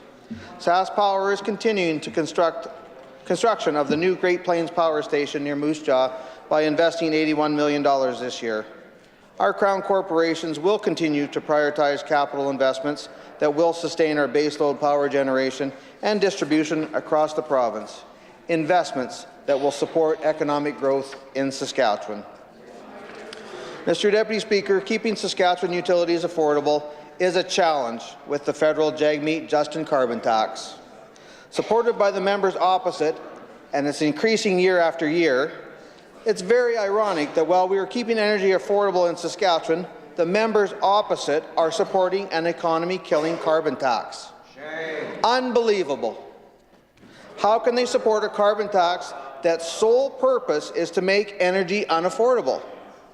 They're supporting a tax that is, by design, meant to increase the cost of energy to a point that people will no longer be able to afford, and they will be forced to live in the cold. Shameful. They promote people first, but the true meaning is the people pay first. The carbon tax makes up 20% of the average residential customer's energy bill, and even more for Saskatchewan businesses. The NDP could reduce power bills by nearly 5% if they called their federal leaders, Justin and Jagmeet, to end the carbon tax. Hear, hear. On September 13th, the new leader of the opposition was quoted as saying, "In an affordability crisis, we have some of the best rates as a province." She is correct. As a bundle of utilities, we have the second lowest rates in the country. An average Saskatchewan family pays over $700 less than a family in British Columbia, over $1,300 less than a family in Quebec, over $3,700 less than a family in Ontario, over $4,000 less than a family in Alberta, and over $5,500 less than a family in Newfoundland. The opposition has zero credibility when it comes to affordability as long as they stand with their leaders Jagmeet and Justin, who plan to continue the increase of the carbon tax. Carbon tax driving up the cost of everything, including gasoline, home heating, and groceries. Remember, when they were selling the carbon tax, they were selling it as not a tax, but carbon pricing. And you would get back all that carbon tax in return. My initial thought was wondering why the good people of Saskatchewan would pay a carbon tax in the first place, only to have it all refunded later. Less the GST, of course. That makes no sense at all. Earlier this month, the Parliamentary Budget Officer confirmed, wait for it, they confirmed household carbon costs will exceed the climate action incentive payments households receive. Are we amazed by this? Shocking, not. They were not upfront and honest with the good people of Saskatchewan, and those opposition members continue to support their leader, Jagmeet. The member from Saskatoon-Nutana was just recently hosting said leader with a meet-and-greet fundraising event in Saskatoon. Yeah, can you believe it? Would the members opposite tell me again how they are working for the people of Saskatchewan? Tell me how they are making life more affordable in Saskatchewan while hosting their federal leader who is propping up the Justin Trudeau minority government that continues to increase the carbon tax and whose reckless and wasteful spending is increasing the cost of living for Canadians from coast to coast to coast. Did the member from Saskatoon-Nutana seize the opportunity to share the people's concerns over the increasing carbon tax? Did she mention up the cost of everything? Excuse me. Did she mention that an increasing carbon tax is driving up the cost of everything, including gasoline, heating, and groceries? Did the member from Saskatoon-Nutana ask her leader, Jagmeet, why he continues to support Justin Trudeau? Why does he continue to overlook the shortcomings and scandal of this Trudeau government? The people of Saskatchewan want to know the answers. I have a question of the Leader of the Opposition. Does she support Leader Jagmeet? Mr. Deputy Speaker, just revealed this morning, the Federal Environmental Minister and climate activist, Stephen Guilbeault, announced a newly evaluated social cost of $247 per ton of CO2. He noted that previously the cost of carbon pollution had been evaluated at $54, which coincidentally was close to the original maximum amount of the federal carbon tax of $50 per ton, as proclaimed by former Minister McKenna. So now, is the federal minister suggesting the new maximum of the federal carbon tax to be set at $247 per ton? The goalposts keep moving and moving in the wrong direction. When will the members opposite stand up for the people of Saskatchewan and have their federal leader, Jagmeet, withdraw his support of Justin Trudeau's minority government? The NDP, making life unaffordable. Mr. Deputy Speaker, the Jagmeet-Justin government says you can have a strong economy and pay an increasing carbon tax. However, they will not reveal the true impact of an increasing carbon tax on the economy and on the cost of living for Canadians. Mr. Guilbeault is quick to come out with a social cost, but not a cost to Canadians or the economy. Stop this carbon tax insanity and make life affordable. Mr. Deputy Speaker, SaskPower is projecting increased debt over the next 5 years due to capital investments required to support growth and costly federal regulations to achieve a net zero emissions power grid by 2035.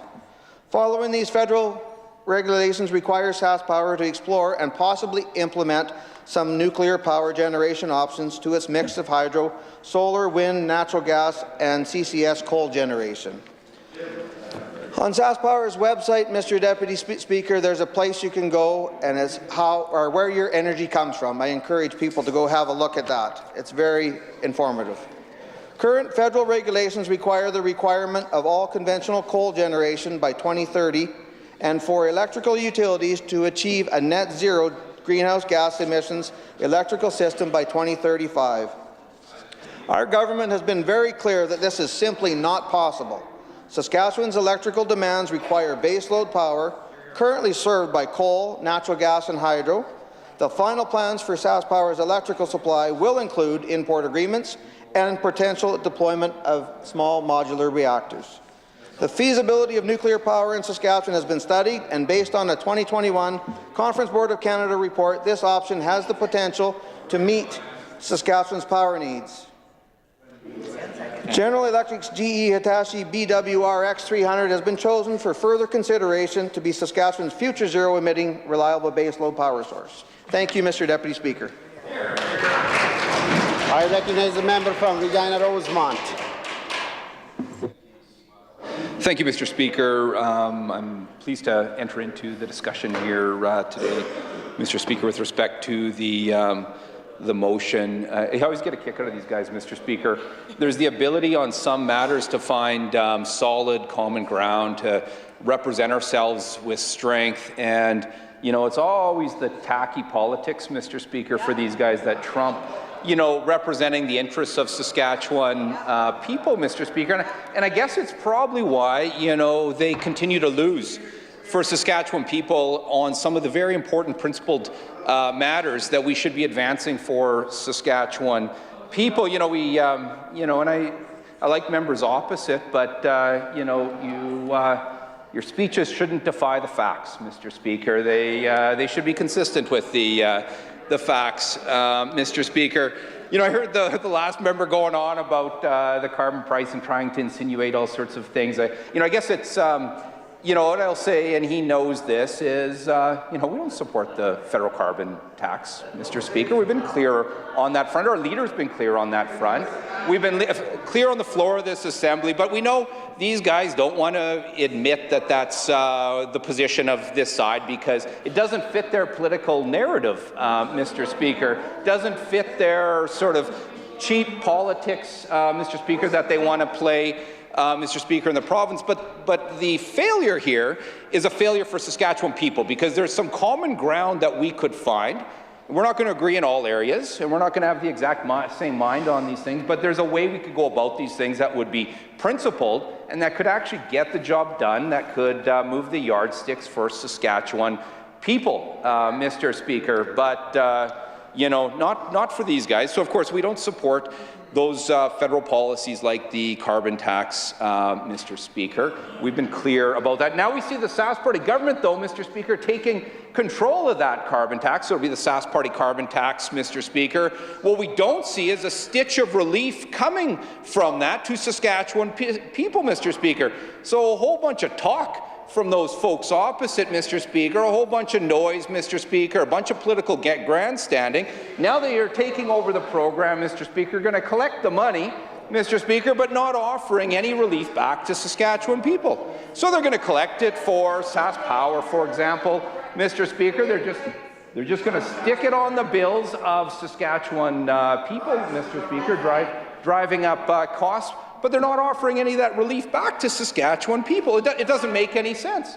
You know, and they not only aren't they offering any relief, Mr. Speaker, they're not turning the dial where they could in a real meaningful way by advancing renewable power and energy efficiency retrofits right now across Saskatchewan. What's the benefit of that, Mr. Speaker? Well, we could create thousands of jobs across our province, Mr. Speaker. We could make power more affordable for Saskatchewan people. Again, of course, we know these guys here, they're the tax and squander bunch, Mr. Speaker. We'll just stick the cost of that on the backs of Saskatchewan people. The biggest tax hike in Saskatchewan's history, Mr. Speaker, bigger power bills, bigger energy bills, Mr. Speaker, and instead of using some of those dollars to provide some relief and invest in renewables and energy efficiency retrofits that would bring bills down, that would create thousands of jobs, and yes, reduce emissions, Mr. Speaker, and help us live up to our environmental obligations, Mr. Speaker, on these fronts. We have a government that, you know, they're more interested in political spin and tacky rhetoric, Mr. Speaker, and continuing to fail the good people of Saskatchewan.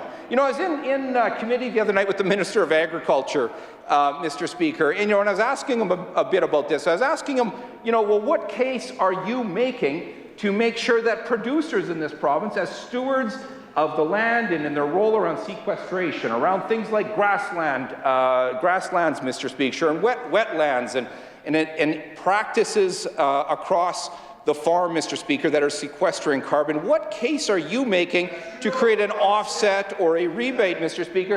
And, you know, the agriculture minister couldn't say a thing. I asked him, well, what case have you made to the environment minister, Mr. Speaker? His environment minister, no case at all, Mr. Speaker. So, you know, these guys, they go around, Mr. Speaker, and take folks for granted. They go meet with good folks like the stock growers and producers of this province, and they hear these things, Mr. Speaker.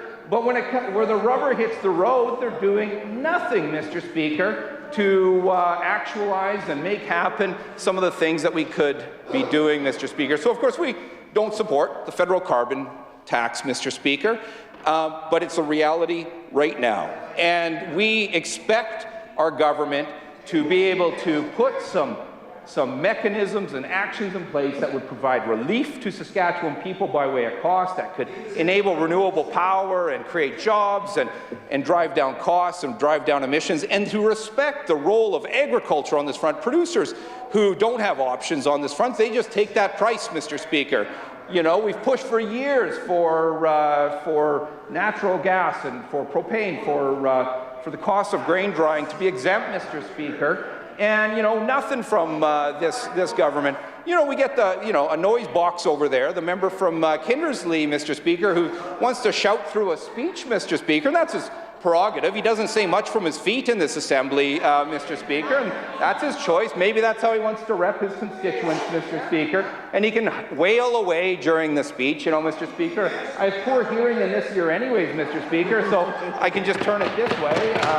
You know, Stephanie tells me this all the time, Mr. Speaker. But with respect to the changes that were brought forward by Stephen Harper around phasing out coal, Mr. Speaker, and that are being continued by the federal government, Mr. Speaker, you bet Saskatchewan workers and those communities deserve much better support from this provincial government and the federal government, Mr. Speaker. They deserve answers, Mr. Speaker. It was a long time ago that Stephen Harper announced the phase out of coal, Mr. Speaker, and of course that's continued under the current federal government. What we haven't seen in the meantime is the kind of conversation and supports and honest answers that the people in Estevan and Coronach and all through the South deserve, Mr. Speaker.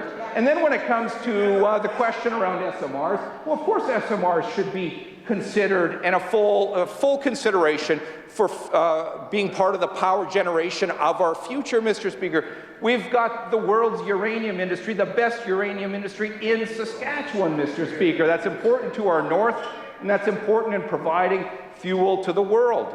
Playing a role right now, Mr. Speaker, in displacing Russian fuel in Ukraine, Mr. Speaker, and Russian fuel to other markets, Mr. Speaker, displacing that fuel. That's an amazing resource. Now, when it comes to SMRs, we need to make sure we're doing this in an even-handed way. We deserve a business case. We need to make sure that people understand what the costs are going to be of these choices. We need to make sure we're making the choices in the best interest of Saskatchewan people, choosing the technologies that would work for Saskatchewan, that would maximize value for our province and that important industry as well, Mr. Speaker. And actually, to date, it's a bit concerning. You know, SMRs should be fully considered. They need to be. But we have a government, again, that can't put forward sort of the business case, Mr. Speaker. And, you know, time is ticking by.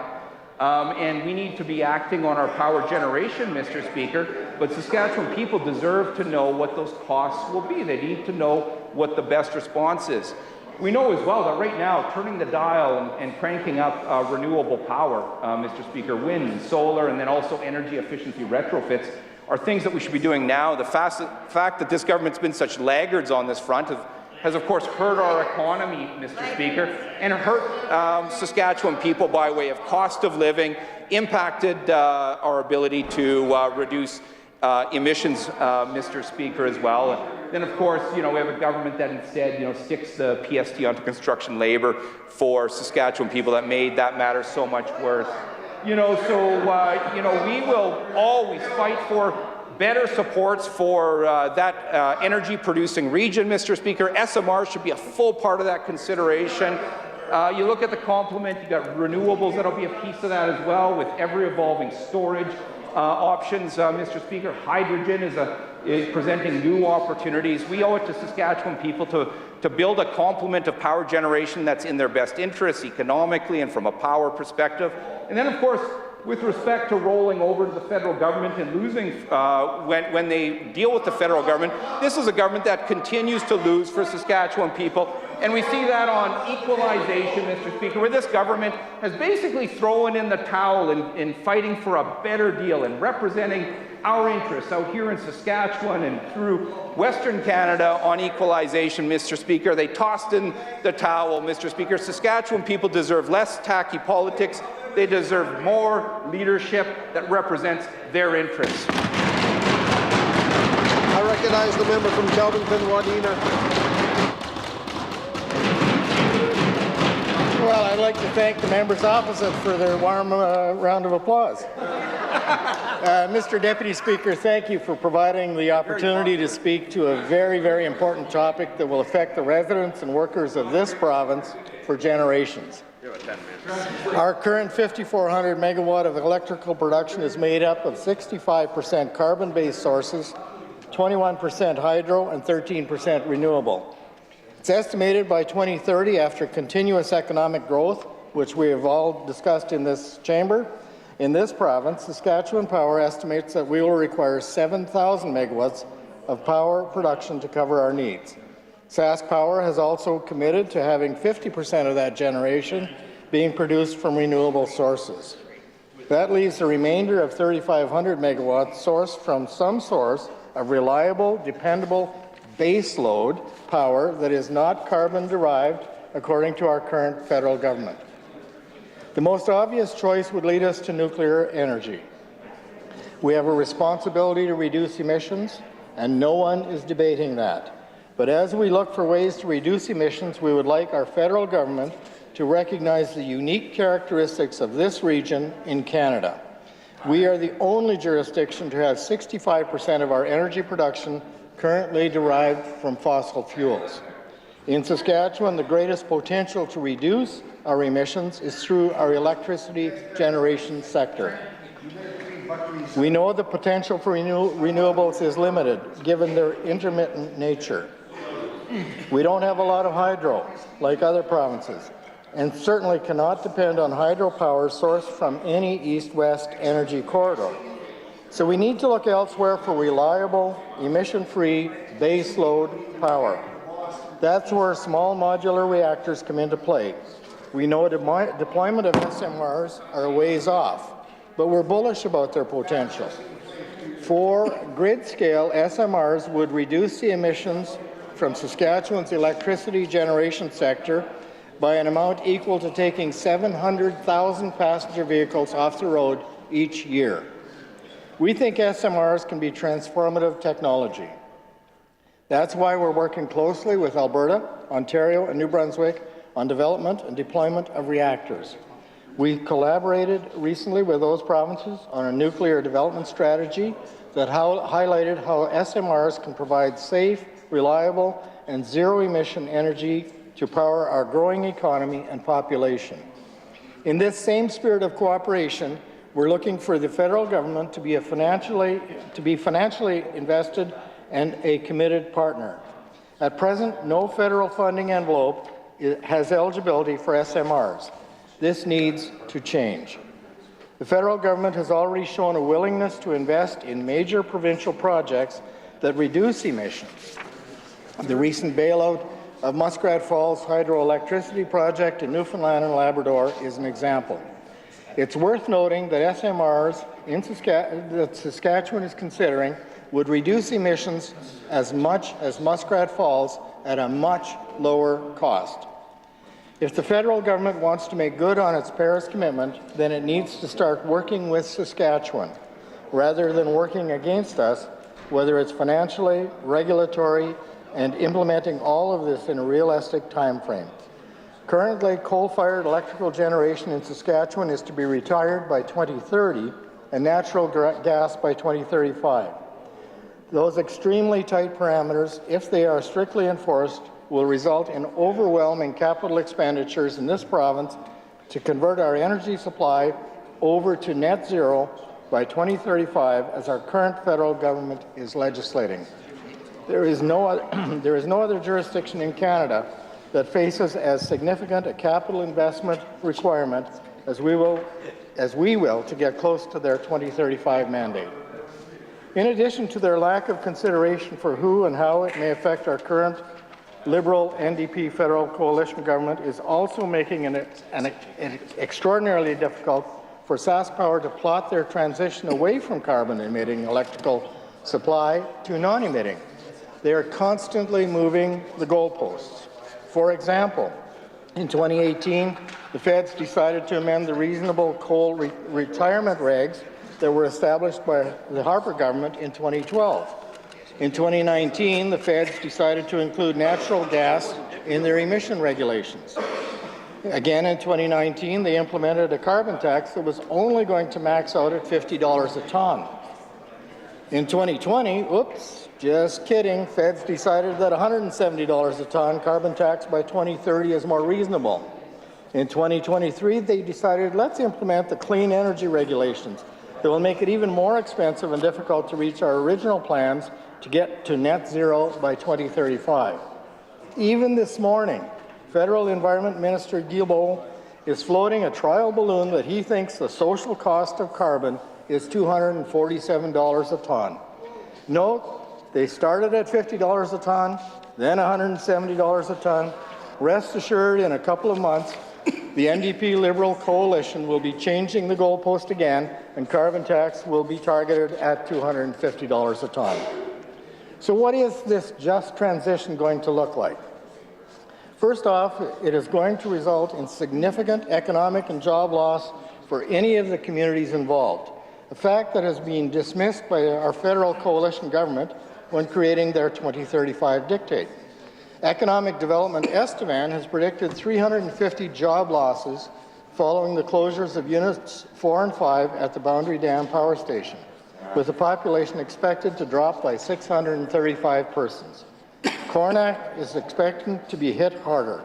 A study for the town projected it could lose 573 people and 388 jobs.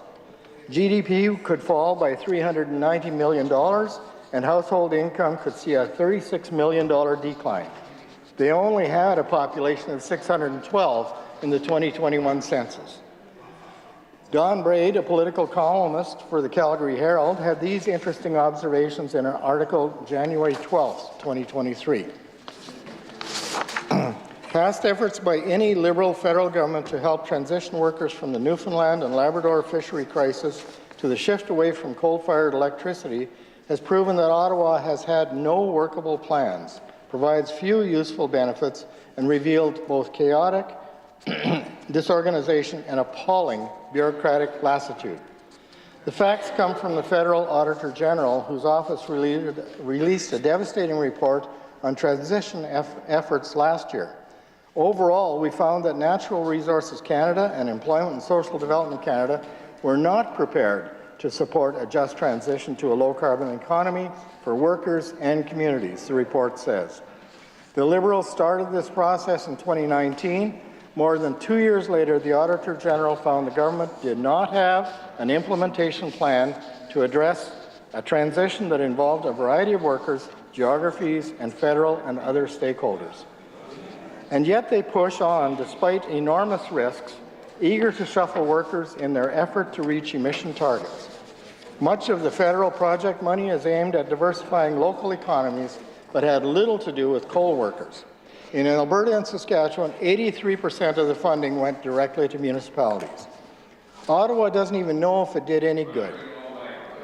Without measuring and monitoring program outcomes, the agencies could not demonstrate how the funded projects met the objective to support a transition to a low-carbon economy for affected workers and communities, said Environment Commissioner Jerry DeMarco, who prepared the report. In our view, this represents a significant missed opportunity, as the coal phase-out is the first of several transitions to a low-carbon economy facing Canadian workers, communities, and government.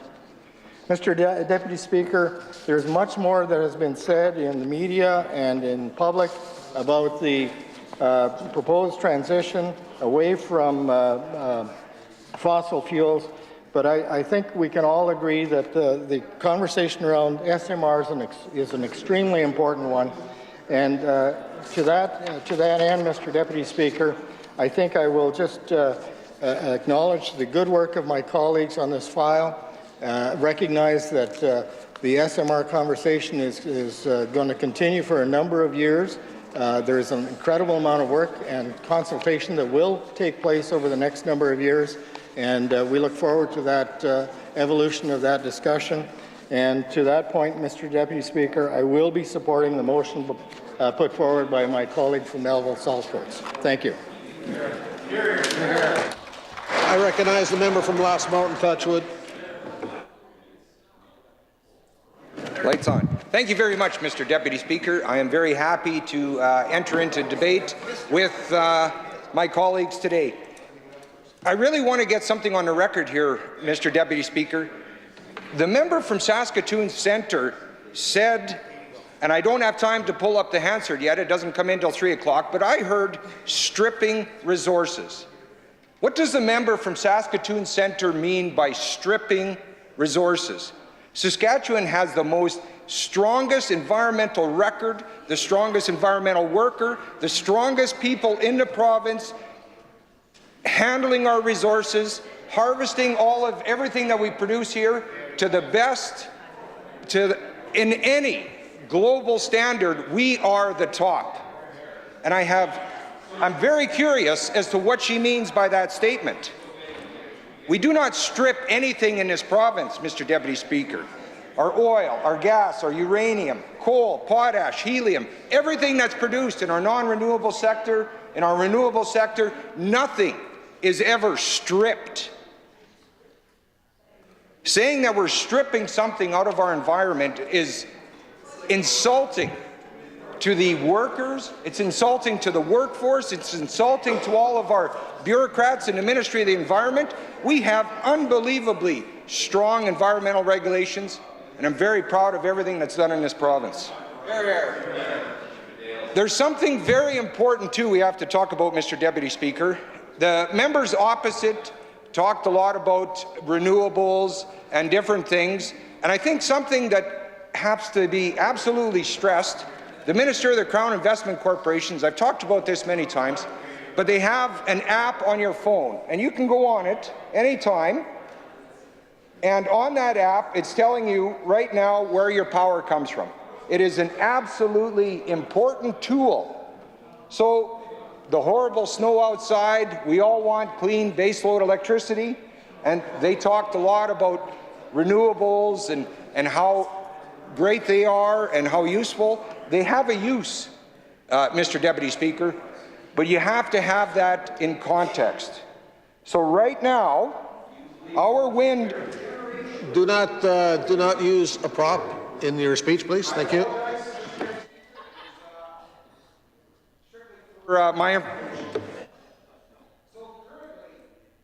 In generating fleet, we have 615 megawatts, and as of right now, we're generating 243. So that's a 33% efficiency of your total production capability. Yeah, simple math. On our solar fleet, we have 30 megawatts of solar, and currently, just imagine what we're producing today right now. Two, according to the app. 2 megawatts. That's less than 7% efficiency. You cannot run a modern society on unreliable electricity. It is that simple. It is a safety, it is a health, it is for industry, for people, for our entire province. We need baseload electricity, and it has to be affordable, it has to be reliable, and it has to be delivered to every Saskatchewan citizen. So with that, Mr. Deputy Speaker, I will be supporting the motion brought forward by the member from Melville Saltcoats and look forward to the continuation of the debate. Thank you. The 65-minute period has expired. The 10-minute period question and answers period will begin. I recognize the member from Saskatoon Centre. Miigwech, Mr. Deputy Speaker. To the member for Regina Northeast, your government has a history of having projects balloon over budget like the Global Transportation Hub. What has the member of Regina learned from the mismanagement to ensure that Saskatchewan's tax dollars are not wasted? I recognize the member from Regina Northeast. Mr. Deputy Speaker, we have done extensive consultations with the public and Indigenous stakeholders, and this consultation is going to continue for years to come. We are committed to ensuring that treaty and Indigenous rights are protected and respected. Thank you, Mr. Speaker. I recognize the member from Kinnersley. Thank you, Mr. Deputy Speaker. We never get a straight answer from the opposition, but maybe we'll get one now. They say they publicly oppose their leader in Ottawa, but we don't see any proof of that ever. So why would they not openly denounce him in public when we are getting regulated into oblivion with these taxes that keep piling on and piling on? To the member from Saskatoon-Meewasin, do you support shutting down all coal-fired generation in the province? And if so, what would you replace it with? And most importantly, how would you pay for it? I recognize the member from Saskatoon-Meewasin. Thank you so much, Mr. Deputy Speaker. You know, what started out as a good conversation about SMRs, the challenges, the merits, the harmful policies of the feds on our coal and natural gas industries was rehashed into a tit-for-tat about the carbon tax. Old, rehashed, settled debates. Mr. Speaker, the people of Saskatchewan deserve better. And on this question, the people who are affected by the phase-out in coal started by their federal friend, Mr. Stephen Harper, they deserve to know what this government is planning to do to assist those workers who are seeing their jobs eliminated. Here, here. I recognize the member from Regina, Elphinstone Centre. Mr. Deputy Speaker, I'm glad the member for Kindersley asked a question about the coal industry. What is your government actually doing to proactively support workers in high-emission industries like coal as they are being wound down? Hear, hear.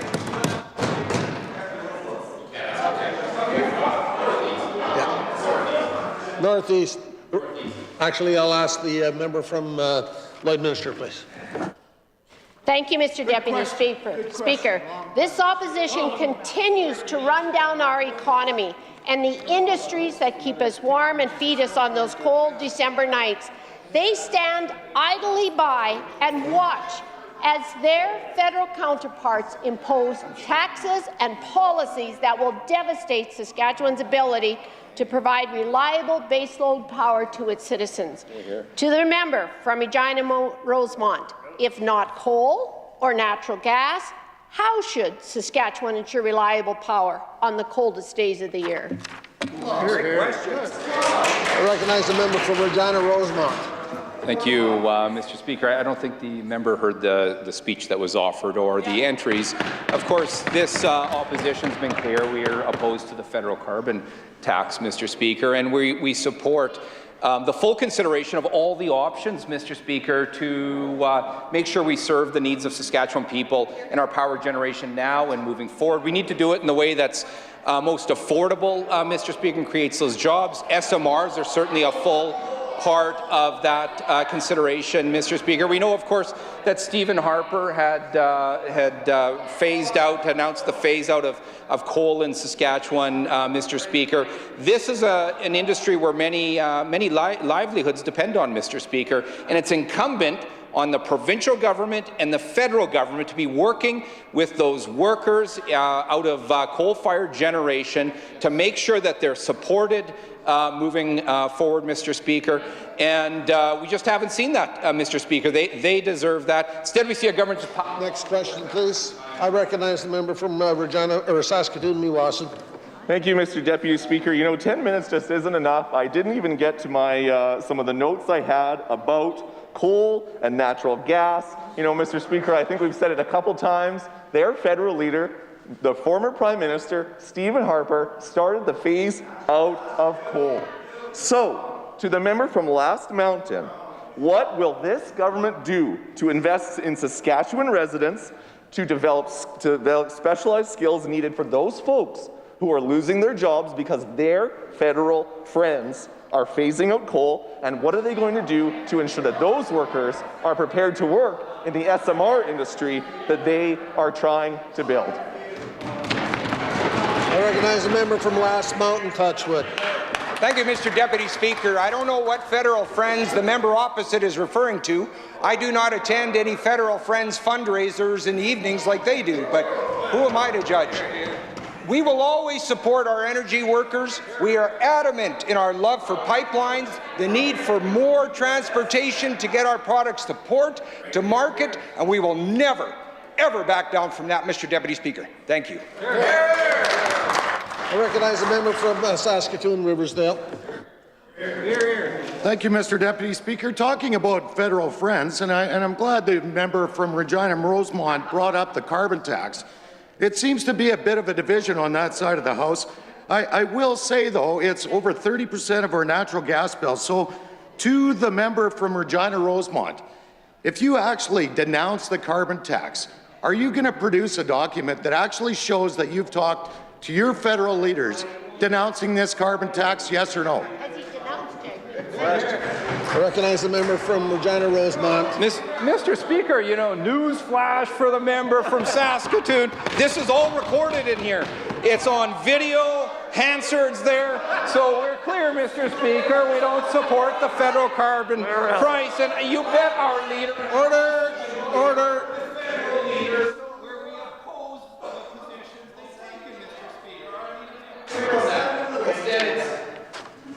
I recognize the member. He can finish, please. I'm not sure when it. So our, of course, not only do we see those things here in public, recorded, and on video, we also have those things communicated directly, Mr. Speaker. Our leader has been clear with any federal leader on these matters, Mr. Speaker, certainly including Mr. Singh as well, Mr. Speaker, and that's how we'll always stand up for Saskatchewan, unlike those guys who threw in the towel on equalization, Mr. Speaker, rolled over for Stephen Harper and sold out Saskatchewan people. There, buddy. Recognize the member from Saskatoon Centre. Mr. Speaker, to the member from Last Mountain Touchwood. Does the member from Last Mountain Touchwood have a detailed plan to ensure that toxic waste will be stored in a manner that is safe and reliable for Saskatchewan residents and the environment? Recognize the member from Last Mountain Touchwood. I honestly thank the member for the question. We were just discussing this with the member from Regina Northeast before we came into the chamber. It's very important to know that what she calls nuclear waste, is spent fuel. And there is technology coming online, and we are going to be able to harvest the rest of the energy in that spent fuel. And it's also important to note, Mr. Deputy Speaker, that the entire global nuclear waste would fit into half of Mosaic Stadium. It is a minuscule portion of, it takes a minuscule part of environmental footprint, and it has potential for us to be able to use more of it in the future. Thank you, Mr. Deputy Speaker. I recognize the member from Prince Albert, Northcote. Thank you, Mr. Deputy Speaker. This government is committed to providing sustainable baseload power for our citizens. However, our federal government is one of the only members in the G7 advocating for a timeline on shutting down coal production entirely. SaskPower will be required to retire 1,400 megawatts of conventional coal-fired generation by the end of 2029. No good. To the member of Saskatoon Centre, do you support the federal government's commitment to end coal production by the end of 2029? Yes or no? I recognize the member from Saskatoon Centre. What I support is meaningful duty to consult with all members in this province. I recognize the member from Saskatoon, Meewasin. Thank you, Mr. Deputy Speaker. I'm going to hone in my question here in the last little few minutes to the member from, let's go from Cannington. Order. The 75-minute order, please. The 75-minute debate period has expired.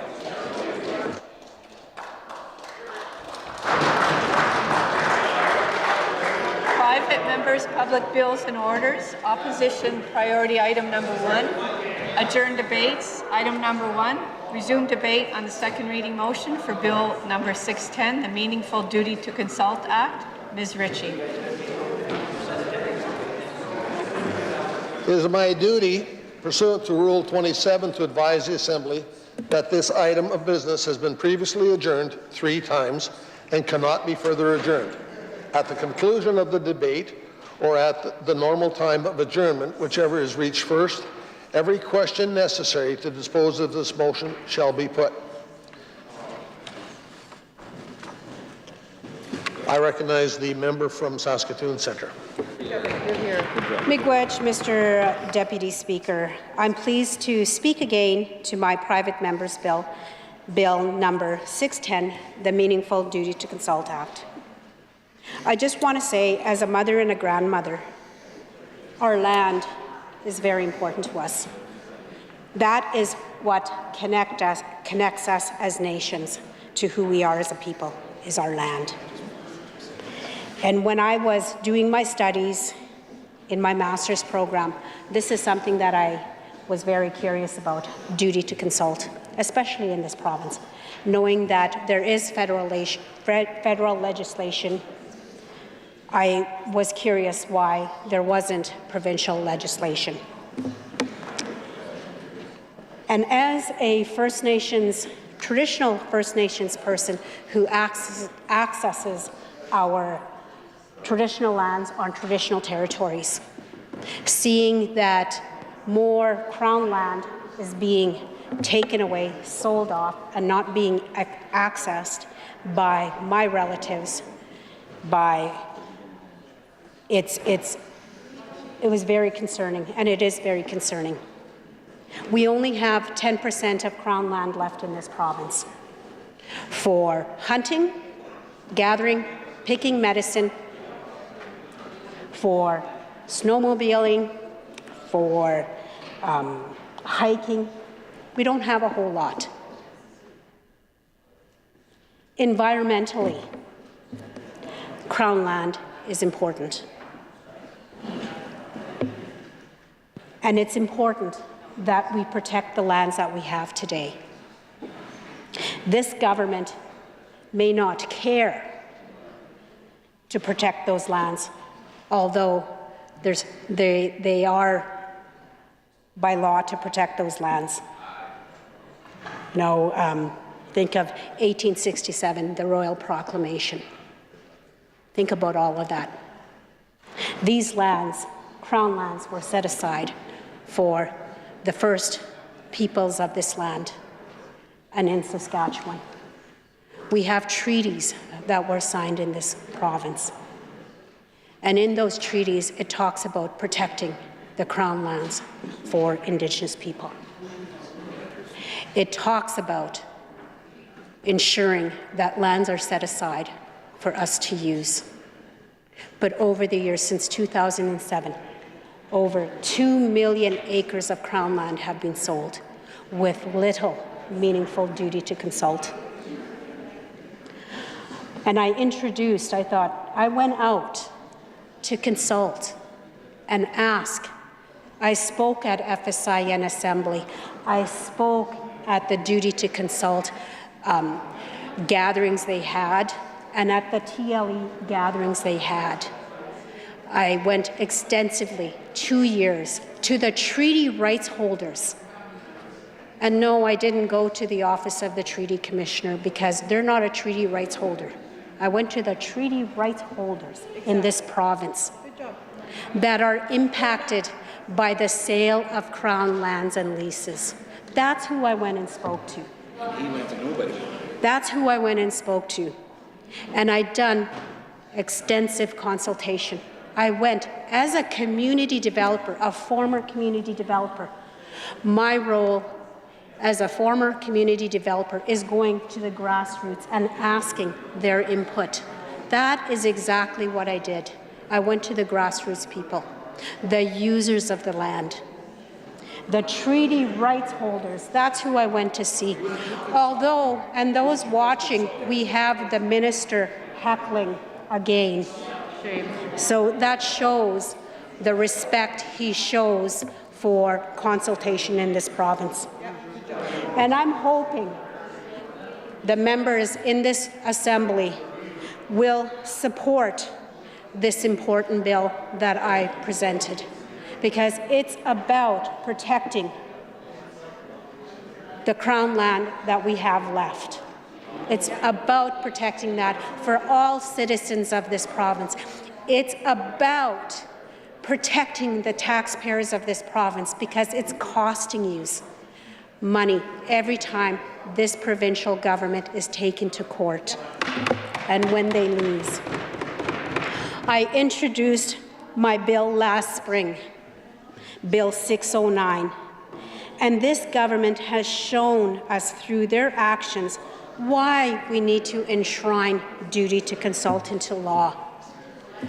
They have sold, and just recently, the Crown lands in the Touchwood area, a large section of land that's been up for lease. The nations themselves were not even included in being able to bid on that because of the criteria in place.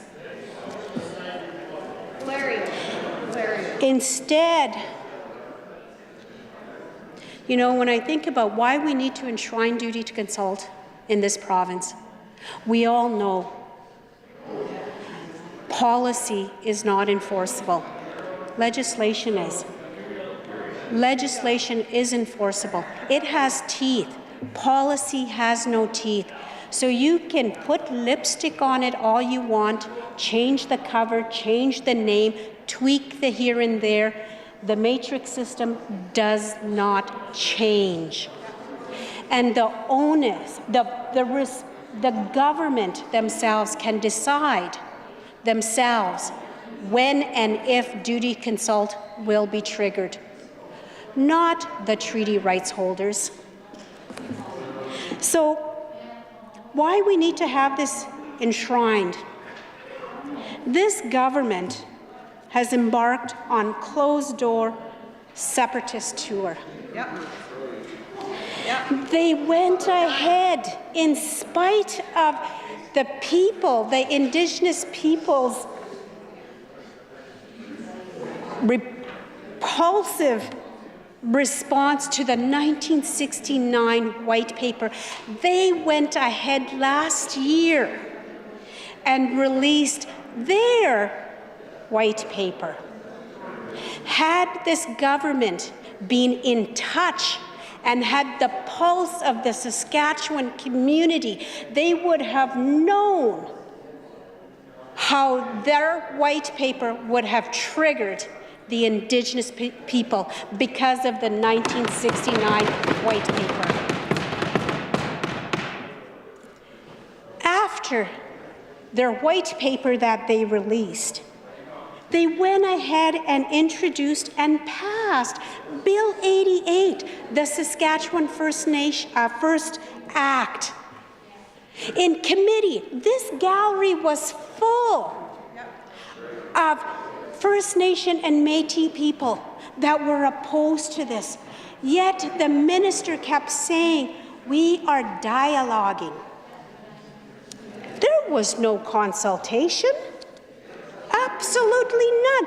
Instead, the government went to non-treaty rights holder like FSIN and had a cordial discussion.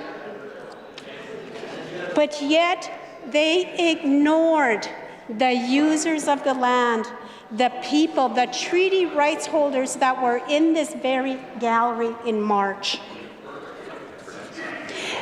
And in the creation of that white paper and that Bill 88, they did not consult with First Nations and Métis people in Saskatchewan.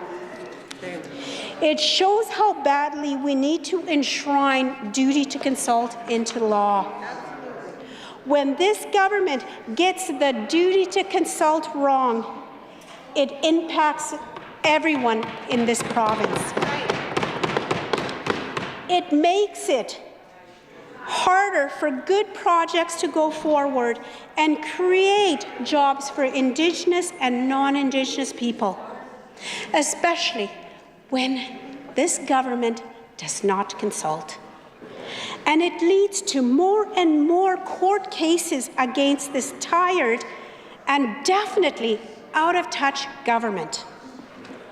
Just a few days ago, last week, I know this was brought up, I sat with Onion Lake. I was a guest at their press conference that they had when they filed a court case against this provincial government regarding Bill 88.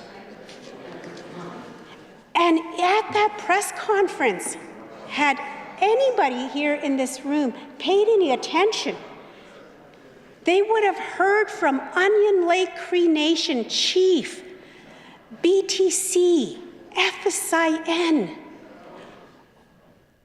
Ministiquin, the leaders there say specifically the failure, why that bill is being challenged is because the failure of this government to do any consultation.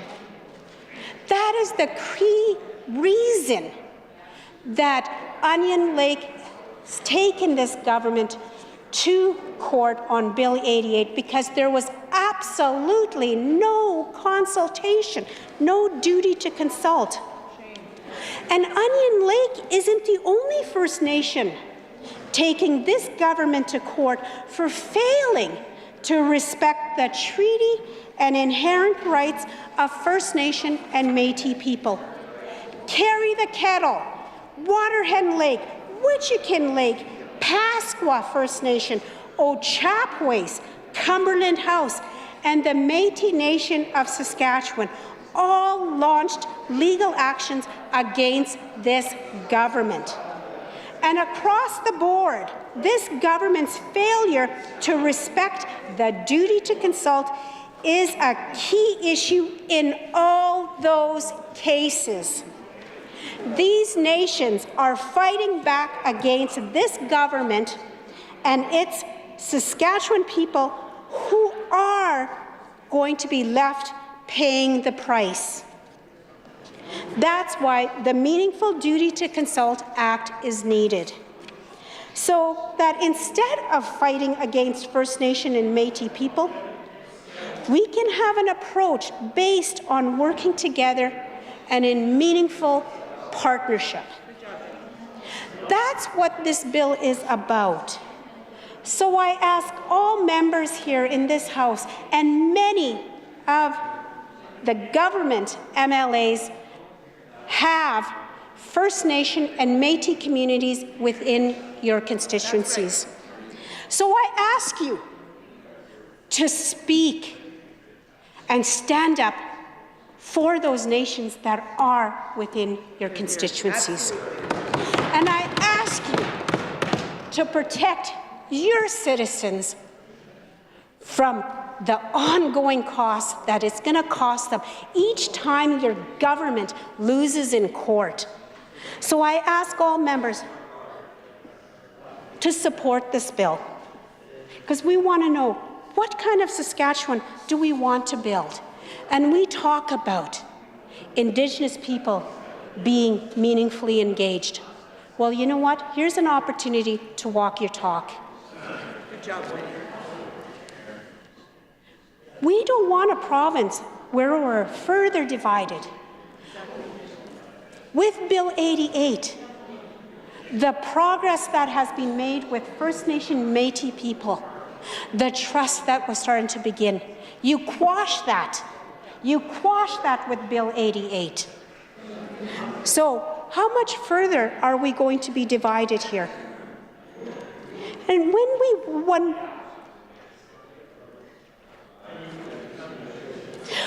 we work with First Nation and Métis people,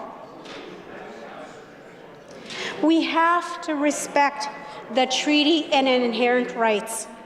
And I've said this in this chamber in my inaugural speech, that treaty education is not required for all MLAs. And you know what?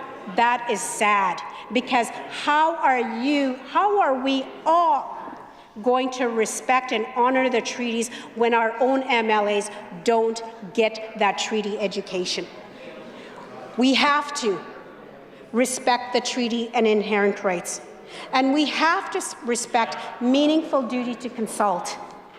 We have to walk together on meaningful reconciliation, not just two sides talking about the treaty territories. Not that. We have to walk our talk.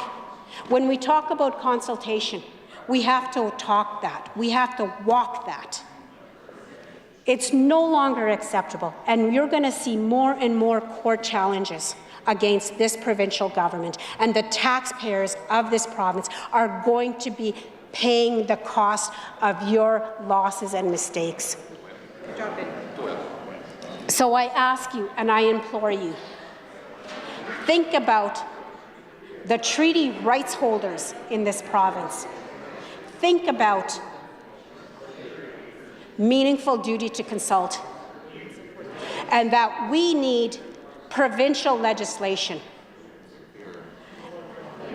And that would be the right thing to do for the people in this province, is to legislate provincial duty to consult in this province. So I ask you to support Bill 6110. And I truly believe if you support that, that will help in building the mistrust against this government. So thank you, Mr. Deputy Speaker.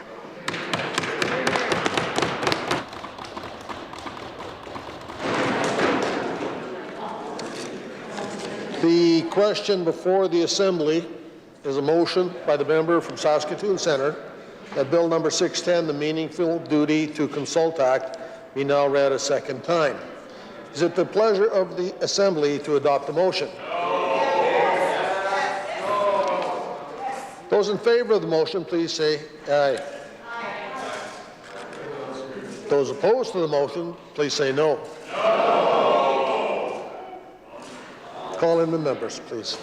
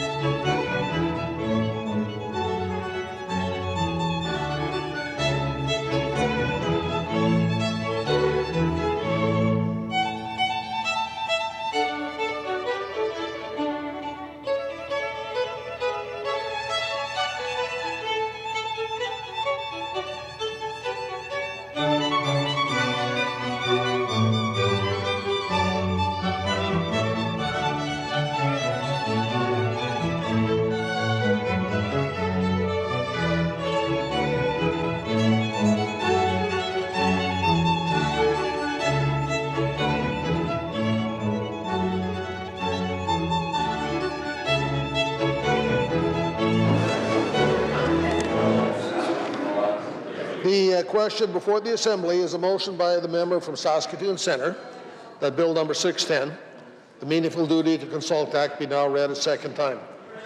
Those in favour of the motion, please stand.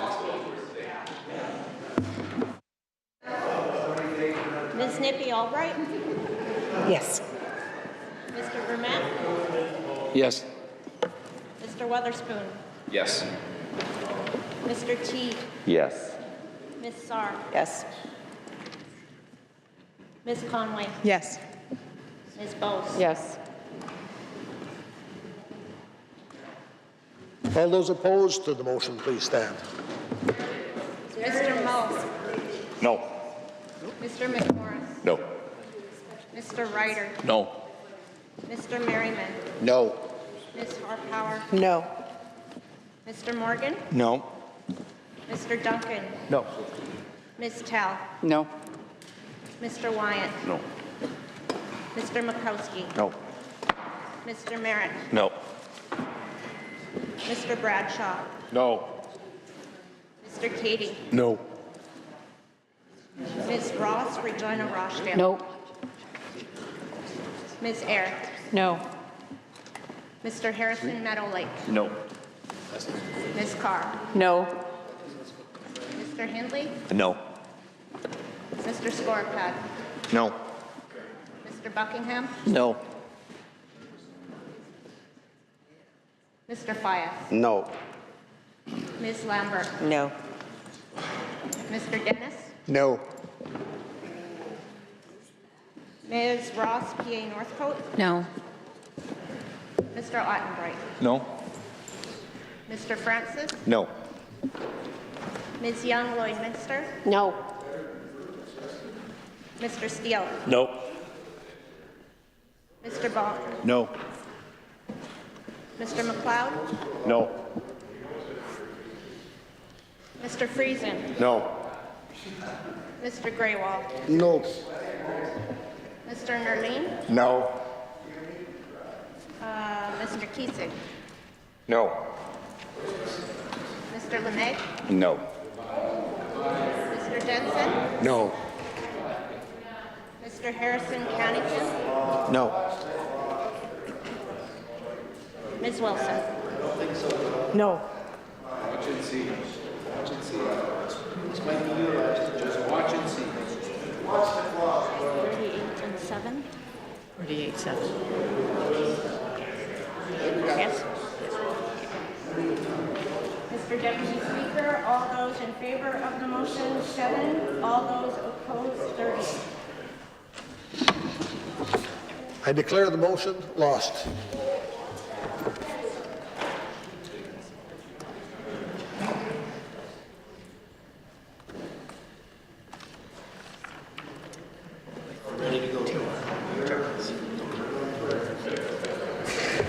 I recognize the Government House Leader. Thank you, Mr. Speaker. I move that this House do now adjourn. This House to now adjourn. It's a pleasure of the Assembly to adopt the motion. Carried. This House now stands adjourned till 1:30 p.m. Monday.